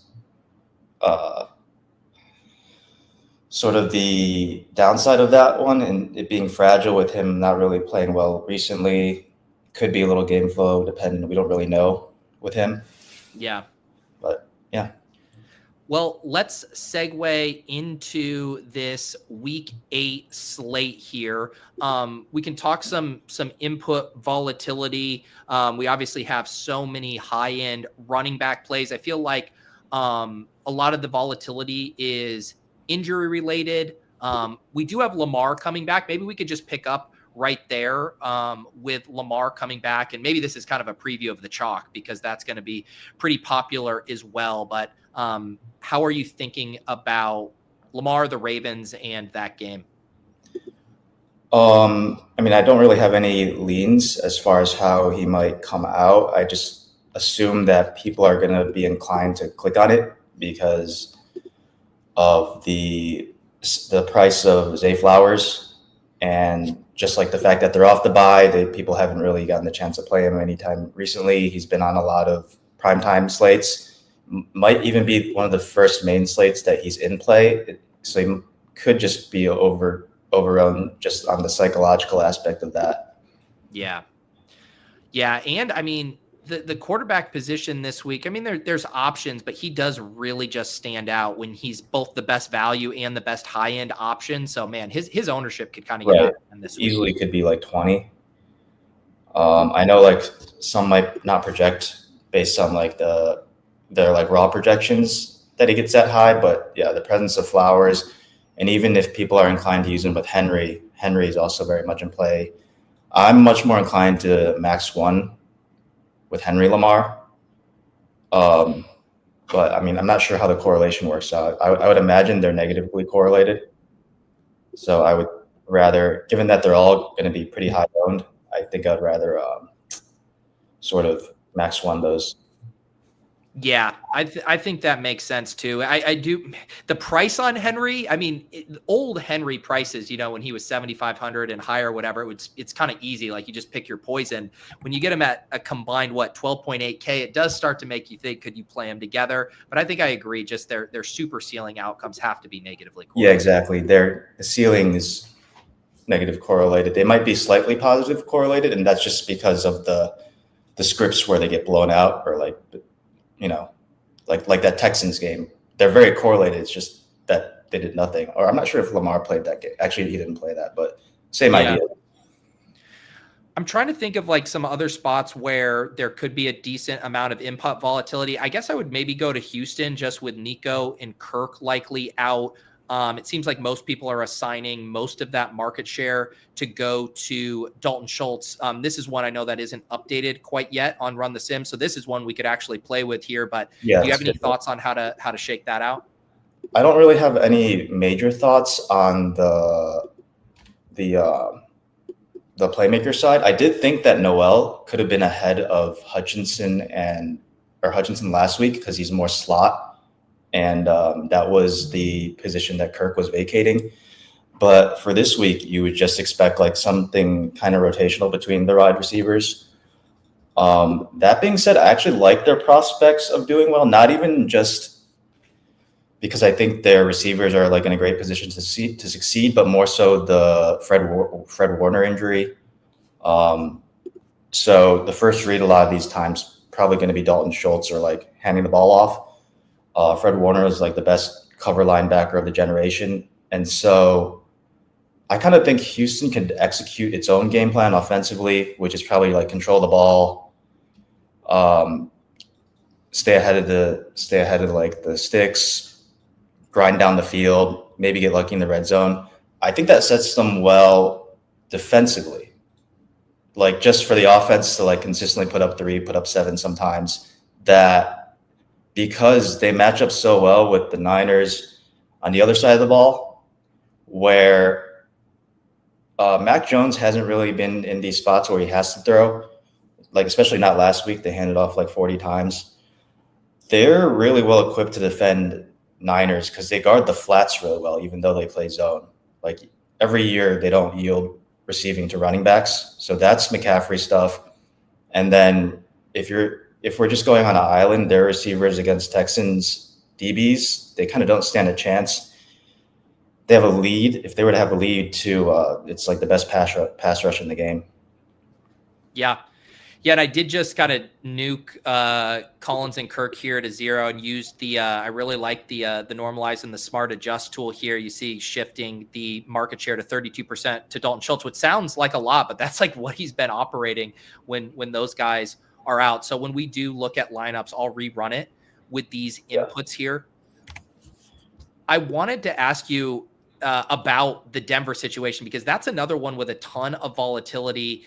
With the pass catcher specifically, obviously last week Bo Nix just if we could backtrack, actually looking back, even with like Noel Higgins, they're priced low enough that if you get Schultz, you could probably like boost Stroud enough to double stack him because you're not losing out on really anything salary wise with like one of these Higgins or Noel receivers, and then it allows you to play the running backs that are expensive. Yeah. No, for sure. I'm with you. And I like the call on Noel too. It seems like the team doesn't fully trust Jaden Higgins right now, whereas Noel, they seem comfortable with him being the slot replacement for Kirk. Right. Well, they're going to have to go to Higgins. So yeah, that's why it's more viable. Yeah. They just seem a little stubborn with Xavier Hutchinson, but on the Broncos stuff, like we said last week, you didn't need any of the pass catchers. You would have been happy with just Bo Nix. But because people like this matchup against Dallas, I think people will be going back to the stacking well with Bo Nix, specifically with Cortland Sutton. But what is your read on kind of this entire pass catching crew? Because I've heard Sutton, Franklin, and Mims all mentioned this week. I think it's like just matchup dependent, and it's in Peyton's head where only Sutton would be the one you can actually consistently rely on for snaps. Like it could be like a man versus zone situation, even since I think Mims as like a burner, you would want him like in the more high variance matchups like last week. And I don't know like how his snaps compared to Franklin. I haven't looked back at that yet, but I think it's kind of like zone matchup, go Franklin, more cerebral, soft spots, then Mims is like the burner. But I don't know how Peyton thinks on it. Yeah, I can pull this up real quick looking at the Franklin ran more, but Mims had greater success, obviously. And Franklin had one of the weirdest, 73% of the routes for Franklin to 59% Mims, but a little bit more high value there for Mims. And Franklin had that touchdown that was just not even a real thing where it kind of like bounced off of him and he happened to catch it. Let's see here. So if you were doing Bo Nix, do you think it is just kind of skinny stack with Sutton type stuff for you? It would be the safest. And I think there is a bunch of like these cheap wide receiver plays that you can stack with. So like I came into it thinking that it is really tight because all the running backs, all the good running back plays are very expensive. You don't get like a free punt anywhere. So like naturally it's going to be tight, but like if we can get like some good correlated unknown cheap pieces with our quarterbacks, they're going to be really good all the time because it allows you to get the other stuff. Yep. So like I don't mind even doubling with like these other two. Okay. Also, Purple Yosh referencing as well. You might be the Texans Stroud double triple stack whisperer after your Millie Maker win with the Noah Brown. What was that? Was that 2 years ago when that hit? Yeah, 2 years ago. Around this time of year, though. Actually against Tampa Bay. Yeah. So it was. I believe Cade Otton went off in that game too, right? Yeah, Cade Otton. Yeah, I think I thought I was dead because of Cade Otton. Yeah, man, that was back when Stroud was just getting us so excited for his fantasy prospects, and then last year was such a wimpy encore. Yeah. Let's talk game. Your favorite game here. I know you mentioned one to me in the chat. Where are you looking to go this week?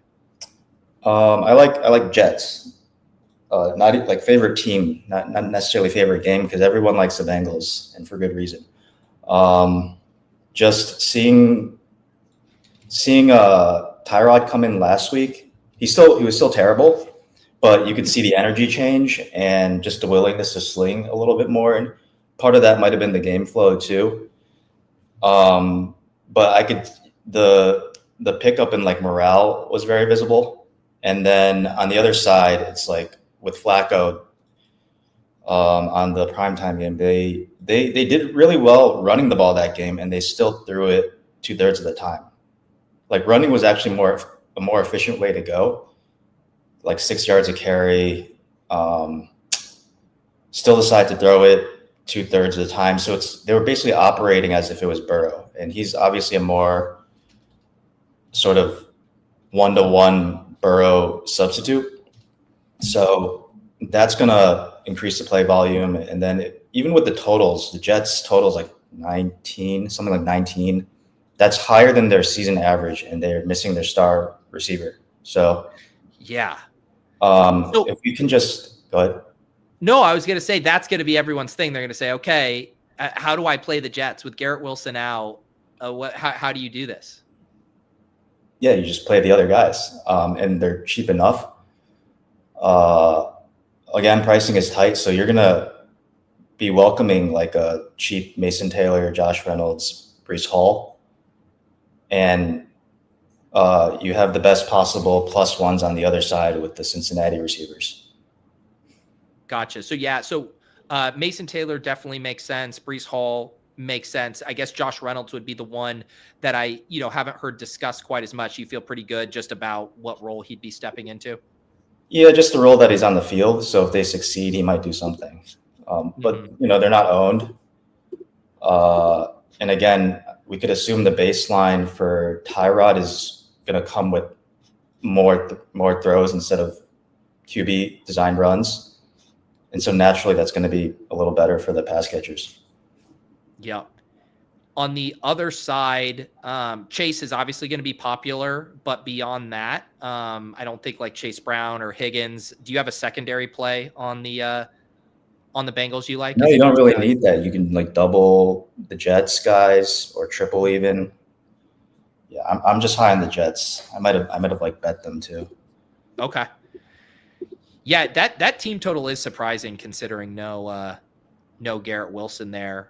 Yeah, did you take them to cover like money line 6.5 here? I don't want to give actual betting advice. Okay. I bet Jets.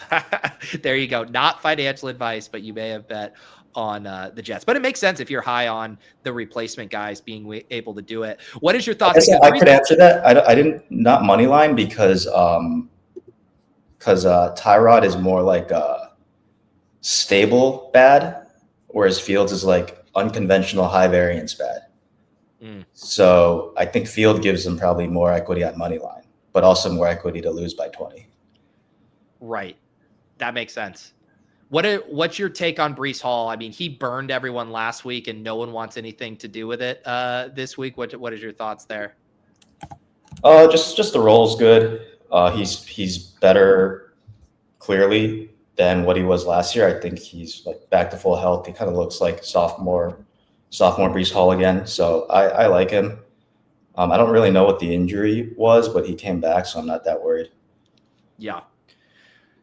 We kind of already hit on the chalk with the Ravens stuff there, so I don't think we have to go too crazy on that. I guess just why we're here, though, it sounds like the way you're interested in the Jets in their prices, that you don't need Jamar Chase for that game necessarily going nuts. You can just get there based on the value with those guys. Yeah, and like just play volume total. There's a bit of an unknown with Tyrod. But he has come in sometimes been really efficient. So we can just like, if that were to expand into like a full game, and then it's also a good way to play Chase ownership efficiently and correlated to what you're doing. One other piece outside of the Ravens and Chase who's going to be popular is Bijan. Everyone's very excited about this matchup versus the Dolphins. I know you've previously had interest in Penix cheap doubles in triples here. Is this a chance for leverage on the Bijan stuff, or is Bijan chalk that you eat? It seems a little harder to find a good angle to attack this one. Other than maybe just Penix to succeed, but like Bijan frequently is a part of Penix succeeding. So it's really hard to find the leverage on this. No one's going to say it's a bad play. I think just their game plan is by default is going to like basically run Bijan until it doesn't work. So, and it has a high chance of succeeding. So I don't really see a great way to leverage just maybe Miami defense. They're just cheap. Yeah. But like it's like not as if you can stack him with Miami running back to slow down the game, because the HN ceiling is also when the game speeds up. Yeah. One of the things everyone always asks about when the Falcons have an incredible running matchup is, can you get to Tyler Algier here at 4,800 mop up duty? He's questionable. Just yeah, now, I saw that too. Yeah, been limited in practice. No, I mean in a main slate, I don't do that stuff unless it's like an emergency late swap situation. Mm-hmm. Of those like other high end running backs on the slate, obviously all of them in good matchups. JT, Henry, Barkley revenge game, CMC, of course. Do you have any favorites or fades of that top cohort? No, it's tough. Like I can't really pick out like anything between these top guys. I already like gave a bear case on McCaffrey, so it's kind of just play Bijan, Taylor at market. Mm-hmm. Are there any off the board running back plays, or is there just too much opportunity cost this week? No, not necessarily, because they're all priced kind of efficiently. So it's not as if one is even popping off to the point that it would scare you to fade, like a Judkins last week, right, where he was like underpriced by 1,000. Yeah. I already touched on Brees for a bit, like maybe like the mid-range, because it allows you to get a little more creative, like for where you're spending. So I'd be looking at someone like a Kamara.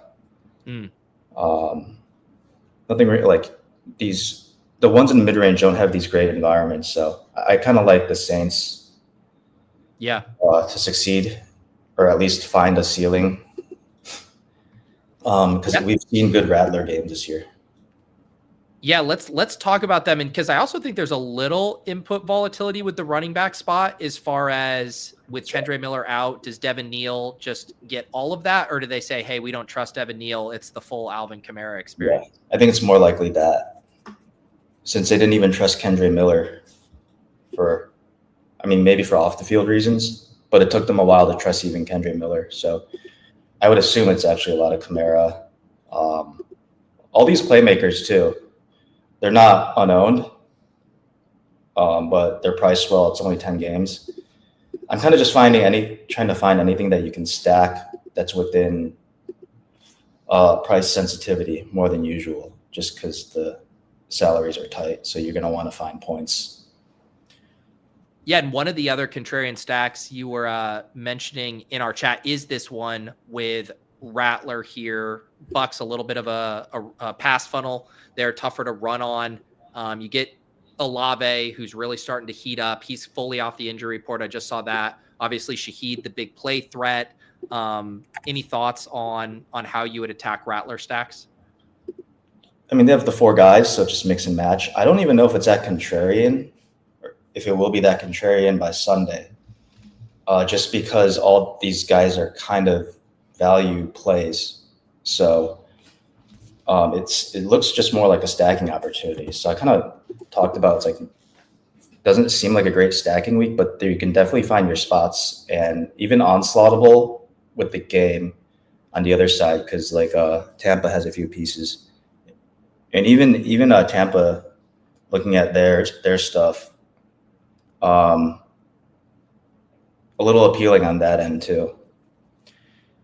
Yeah, I mean, I think the thing with the Saints, people are obviously on board with Olave. People always love taking on or taking shots on Shaheed, but I feel pretty confident. People aren't going to like clicking Rattler. They're not going to like clicking Kamara, and they're not going to like clicking Exactly. Jawan Johnson. Yeah. Yeah, those are the ones. I don't. Yeah, it's not as if I love these plays. It's more that like it's 10 games and you can really get deep into the game without nuking projection. Yeah, for sure. And this one, I mean, this has some mini shootout appeal. 46.5 total in the dome. Saints in a trailing script. I mean, Kamara isn't kind of a guy that they can really bleed the clock with as a runner anyways. Like they're going to have to be up tempo. Yeah, and Baker might help them out too. A lot of the time Baker speeds up the game without necessarily Baker getting those points. Mm-hmm. So, I mean, I guess Baker has his appeal. But it's like you said, the Rattler, it's like there's more variance to it than you would think, just because of how he makes decisions and the way he runs, and just people stuck on sort of how he was last year, which was the worst quarterback in the league. He's kind of like middling to below average right now. But he is coming off probably the worst game he's had this year. So there's some caution to be had. One piece of news that just hit, and I'd be curious to get your thoughts here, just because this game has a nice total, 49 points, but Cole Kmet ruled out. Any thoughts on Colston Loveland stepping into a full-time role? Yeah. He hasn't really been targeted that much, but it seems like more of a reason for best ball people to get excited than a DFS play. Yes. Best ball people will definitely be excited about that. Yeah. Colston Loveland at 3K. It's just kind of like an interesting piece too. If you're getting into that game and trying to find, I don't know how steamed that will get now. It's, I guess, like the Caleb side is a little difficult because of the pricing of the receivers, because Odunze is now priced as like post week 3 Odunze. It's just never really come down, but he hasn't done anything since. So it's going to be a little, you'd be having to bet on that version that has essentially disappeared in the last 2 weeks. Yeah. And which is, you're not really going to go straight up. You're not going to just do Loveland Caleb. That wouldn't be your stack. yeah, the Rome stuff is tricky. Because the Ravens secondary is getting a little bit more healthy, but you can still beat them deep, and that's Ben's Rome's game too. His ADOT is nice. Like when he hits, it's down the field, which you certainly like if you're trying to play into this game environment. Definitely. It would be like one that you take a few shots on, like tiny Caleb exposure, and maybe stack more aggressively. I guess the Loveland can come with a Lamar though. Yeah. Because I could see him get like garbage time stuff. Do you have a lean on, speaking of how to handle tight ends in that game, like the Andrews likely split? Do you have thoughts on that one? That would just have to be a max 1, and you would just max 1 with like a Henry. Because they would also be in like these more paced up situations. That's really all I have on it. You're saying in lineups where you have Henry, you wouldn't want. I don't think I would want like an Andrews. Yeah. And probably not even a Likely, because Likely is just like the game is speeding up. You don't really want Henry on the field. You just want another pass catcher. Mm-hmm. Their roles, just like for game flow, are they're pretty different. Yeah. That makes sense. On the Bears running backs, we saw Manungai's snap shares have been going up, but DeAndre Swift has been smashing the past couple of weeks. Do you think you can get to Swift in a game like this? Actually, yeah, it doesn't seem bad at all. It would just be like in a situation where you see the Bears just controlling the clock. But there is some pause to it with like Swift basically getting 65% of the snaps instead of 75. Willingness for them to go Madongai in like second drive even. So it's like it's not that appealing.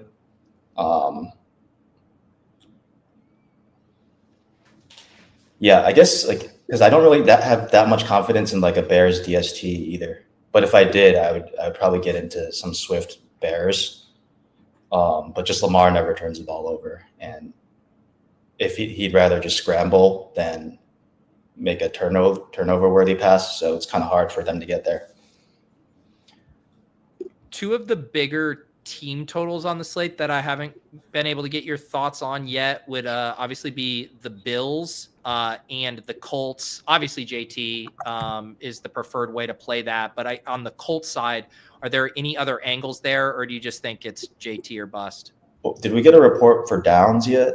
He's in. Okay. That makes it a little more difficult. I don't think they're in this spot. They're going to be one to like really try to run the score up. Like, I don't really think that's in their DNA. Because even last week, they were basically given the ball for free in the third and fourth quarters, and they kind of just ate clock and tried to convert on third down. So even with like a massive total like this, I don't really see a spot where like there's enough for all of them to get there, especially because their playmakers aren't that much getting explosives, right? Pittman, Warren, they're more middle of the field, intermediate ADOT stuff. And then Pierce would be that guy. It's just he doesn't really have the routes and he's expensive.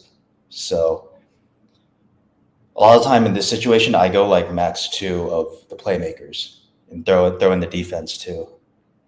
Yeah, that certainly makes sense against the Titans. What about on the Bills side? People have been talking a little bit about Carolina being kind of sneaky stiff against the run. Does that bring any intrigue to Allen in the passing game?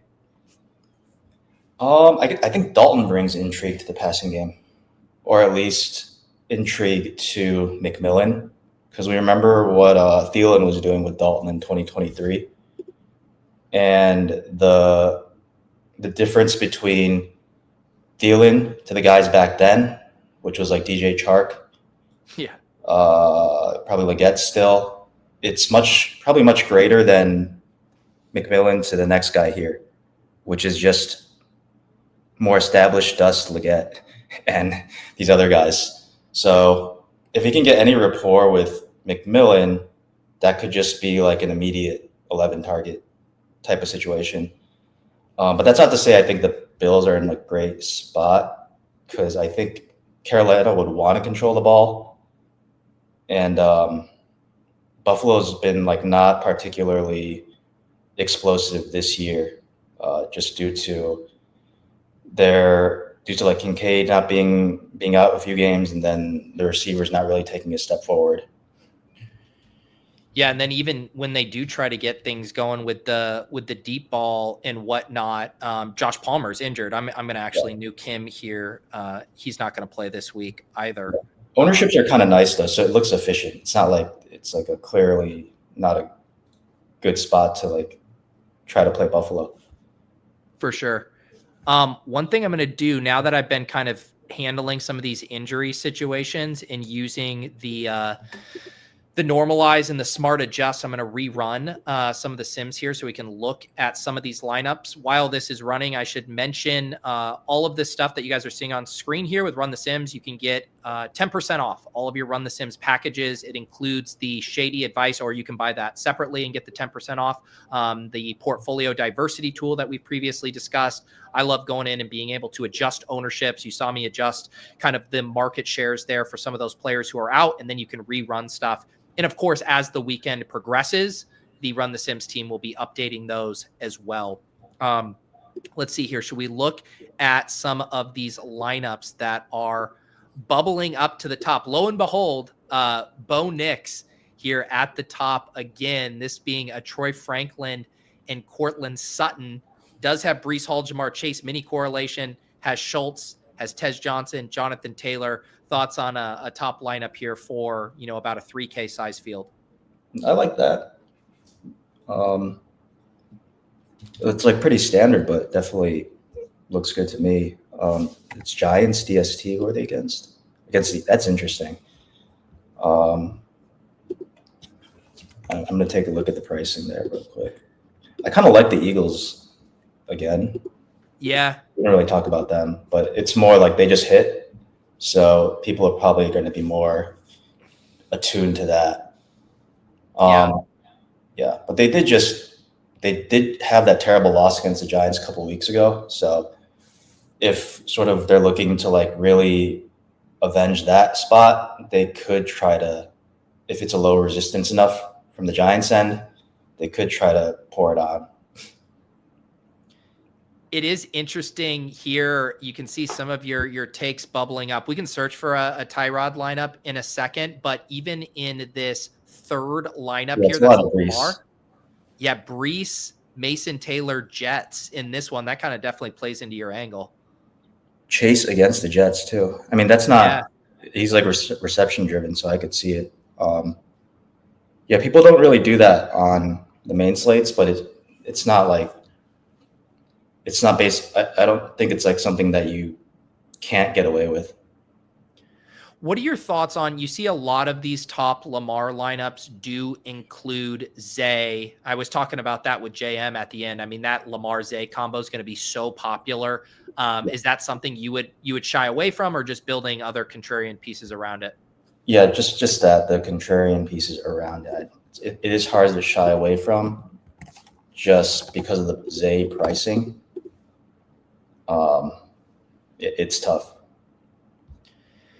You can definitely see with most of these lineups, I mean, some of the commonalities here, a ton of Breece Hall, a ton of Dalton Schultz, and I would say about split on 2 tight end lineups versus jamming in one of those high-end third running backs.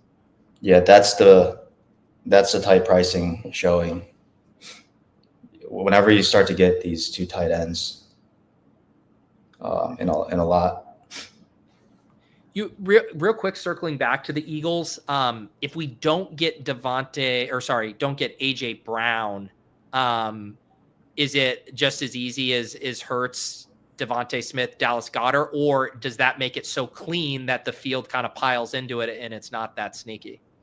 It's already probably not that sneaky. So yeah, that might make the Giants better because he would be the man beater. It is interesting. Like, you do see, here's your guy, Josh Reynolds, showing up in a couple of these. This is, of course, after right, so I'm seeing that there's a lot of like these 2 Jets teams, not necessarily with Tyrod, and that's the correlation aspect of like different pieces of the offense that isn't thought about a lot. But especially a team like the Jets, just them scoring anything is like signaling success. And when the guys are cheap enough and the targets and stuff are going to be more concentrated, you can easily just get to like 2 of their guys being correlated. And to a greater extent than like most other teams, basically, just with the pricing and how they don't really tend to perform well. Can I ask, because I just searched for just Tyrod Taylor lineup, yes, and I would say, I think it was a few weeks ago when you had the Michael Penix stuff, and like some of your stuff wasn't like simming that well. This is actually simming really good. So I have to ask, were the sims in your head, or were you poking around with lineups on the site before to see that they were simming? No, I actually just like the Jets. It's kind of crazy to say. Yeah, because I'm like 150% EV here. This is a naked Tyrod one at the top. The second one down is a Tyrod, Breece Hall, Reynolds with CMC, Leggett, Olave, Schultz, JT, Tampa Bay in there. But a lot of these Tyrod lineups with 100+% EV. Yep. You can even get the Jamar Chase T Higgins together, which also seems kind of interesting, but I can see it. Yeah, this lineup that you're referencing, it's the fourth in here just for Tyrod lineups. Tyrod to Taylor, skinny stack with Chase Higgins, double bring back. And then you get Kamara, Jonathan Taylor, London, Schultz, Bills. I guess the one thing that makes my brain break with that one, it's like if both Chase and Higgins are optimal and those games goes nuts, like aren't you going to want Flacco over Tyrod Taylor in that case? Yeah, you would think, but then also Chase can have that 12 reception game. Mm-hmm. So it's not exclusive. Tyrod can run a little bit. Yeah. But yeah, of course, it would make more sense to go Flacco there. Let's see. I saw one Rattler lineup there near the top. If we search here, yeah, the Rattler stuff looking good too. One of these, 194%. The top Rattler ones, Rattler to Shaheed, skinny stack, and then it has Brees, naturally, Rashad White, Cortland Sutton, Waddle, Schultz, Jonathan Taylor, Eagles defense. Yeah. Yeah, those look pretty good to me too. Even it's also a good way to play like a Rashad White as like who does a lot of like dump offs. Yeah. So it wouldn't necessarily hurt Rattler if like Rattler succeeds, they can play a little catch up with the third down back. That's the starter. Yeah. This lineup, the fourth one, I like a lot. It's a Rattler to Olave and Jawan. It has a Wan'Dale Robinson Barkley mini correlation, Brees Hall Jets correlation, and then James Cook in it. That one looks nice. Right. Just all fits. I agree. Hey, Yuda, we have a challenger. Someone wants to send a head-to-head to you. He's looking for some easy action this week. What would you deign to play the light of truth in the head-to-head lobby? Why not? I mean, I don't post, but you can send the invite. There you go. Send the invite, the light of truth, and Yuda, you could fill us in on how that goes for him this weekend. Any other lineups or players we should look at here while I got this sim run up? I think we touched on like everything I would talk about. Yeah. I guess like the Lamar lineups that are popping. You are seeing a lot of Lamar in Zay. The second one's a naked Lamar lineup. Obviously, I didn't force any stacking constraints on this run. I know we've talked about this previously, but would you always be looking to stack with a guy like Lamar? Yeah, you don't have to. But I mean, I do, but I can definitely see a guy like that not needing a stack. It happens. I think it's probably more optimal when it's like a Justin Fields or when it was like Mariota with like not too many playmakers going naked there. It kind of depends on like the pricing tiers, I think. There was one week when Mariota was extremely cheap and you go naked him, it just opens up rosters in ways that people aren't building. But I wouldn't necessarily go naked Lamar. Oh, I know the other one I wanted to look at was Stroud teams after we made those adjustments. Some solid Stroud teams. The top one here is just a Stroud to Schultz, Jonathan Taylor, Brees Hall, Olave, Rome, Chase, Mason, Taylor. Another Giants defense here at the top. There's a dusty triple stack in the second. This is a dusty triple. CJ Stroud to Xavier Hudson to Higgins and Schultz. That is either like you're dancing around with your millions, a la Yuda, or you are just such a sad boy for rolling that out there. Yeah, I'm not going to recommend that. The Woody Marks is still interesting. It's like the same argument as like with the Jets. It's just a team succeeding is going to prop up these scores in ways that are kind of unexpected and just because they're not really gonna in most cases they're not gonna like just march down the field with chunk plays. It's always going to be like receptions and then they're efficient in the red zone. So yeah, I like that one. And obviously we can set aside actually I want to include both Noel. I want to see the Noel ones. This lineup has AJ Brown in it, so you can, make a swap there. But this lineup that Yuda's referencing is the onslaught. And some people have been asking about those in the chat, but this Stroud, Marks, Noel, Schultz, and then you get in Bijan, Zay Flowers, high-end wide receiver. This one's AJ Brown, Jonathan Taylor, Eagles defense. That's kind of a nice construction there. Yeah, I agree. Yeah. All right. Well, you guys are more than welcome to pick up where we leave off here. Hop over on Run the Sims, go and mess with those market shares and adjustments. Like I said, when you tweak the stuff, take advantage of this smart adjust and normalize. It does a really good job of shifting those market shares around accordingly, like dumping all of the Nico Collins and Kirk to Schultz and those other guys. And then you can rerun the Sims and tweak stuff like that.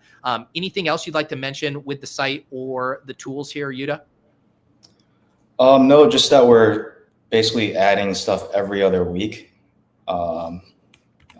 Just trying to like get it, just trying to get it in a better spot all the time, and we take a lot of suggestions on the Discord as far as other features. So there you go. Yeah, get in the Run the Sims Discord. Ask Brian a million questions. Customer support is his passion, and he loves interacting with all of you guys. He actually said he's just taking a few naps throughout the day so he can stay up and actually answer customer support questions around the clock. So take advantage of that. I will mention on my end, I am about to go do the Often on the Clock show, which is a Week 8 DFS preview specifically for Underdog with John and Nez. If you're watching this, you should be redirected there. Otherwise, the video is on my channel. Also, 2 shows this weekend for YouTube members.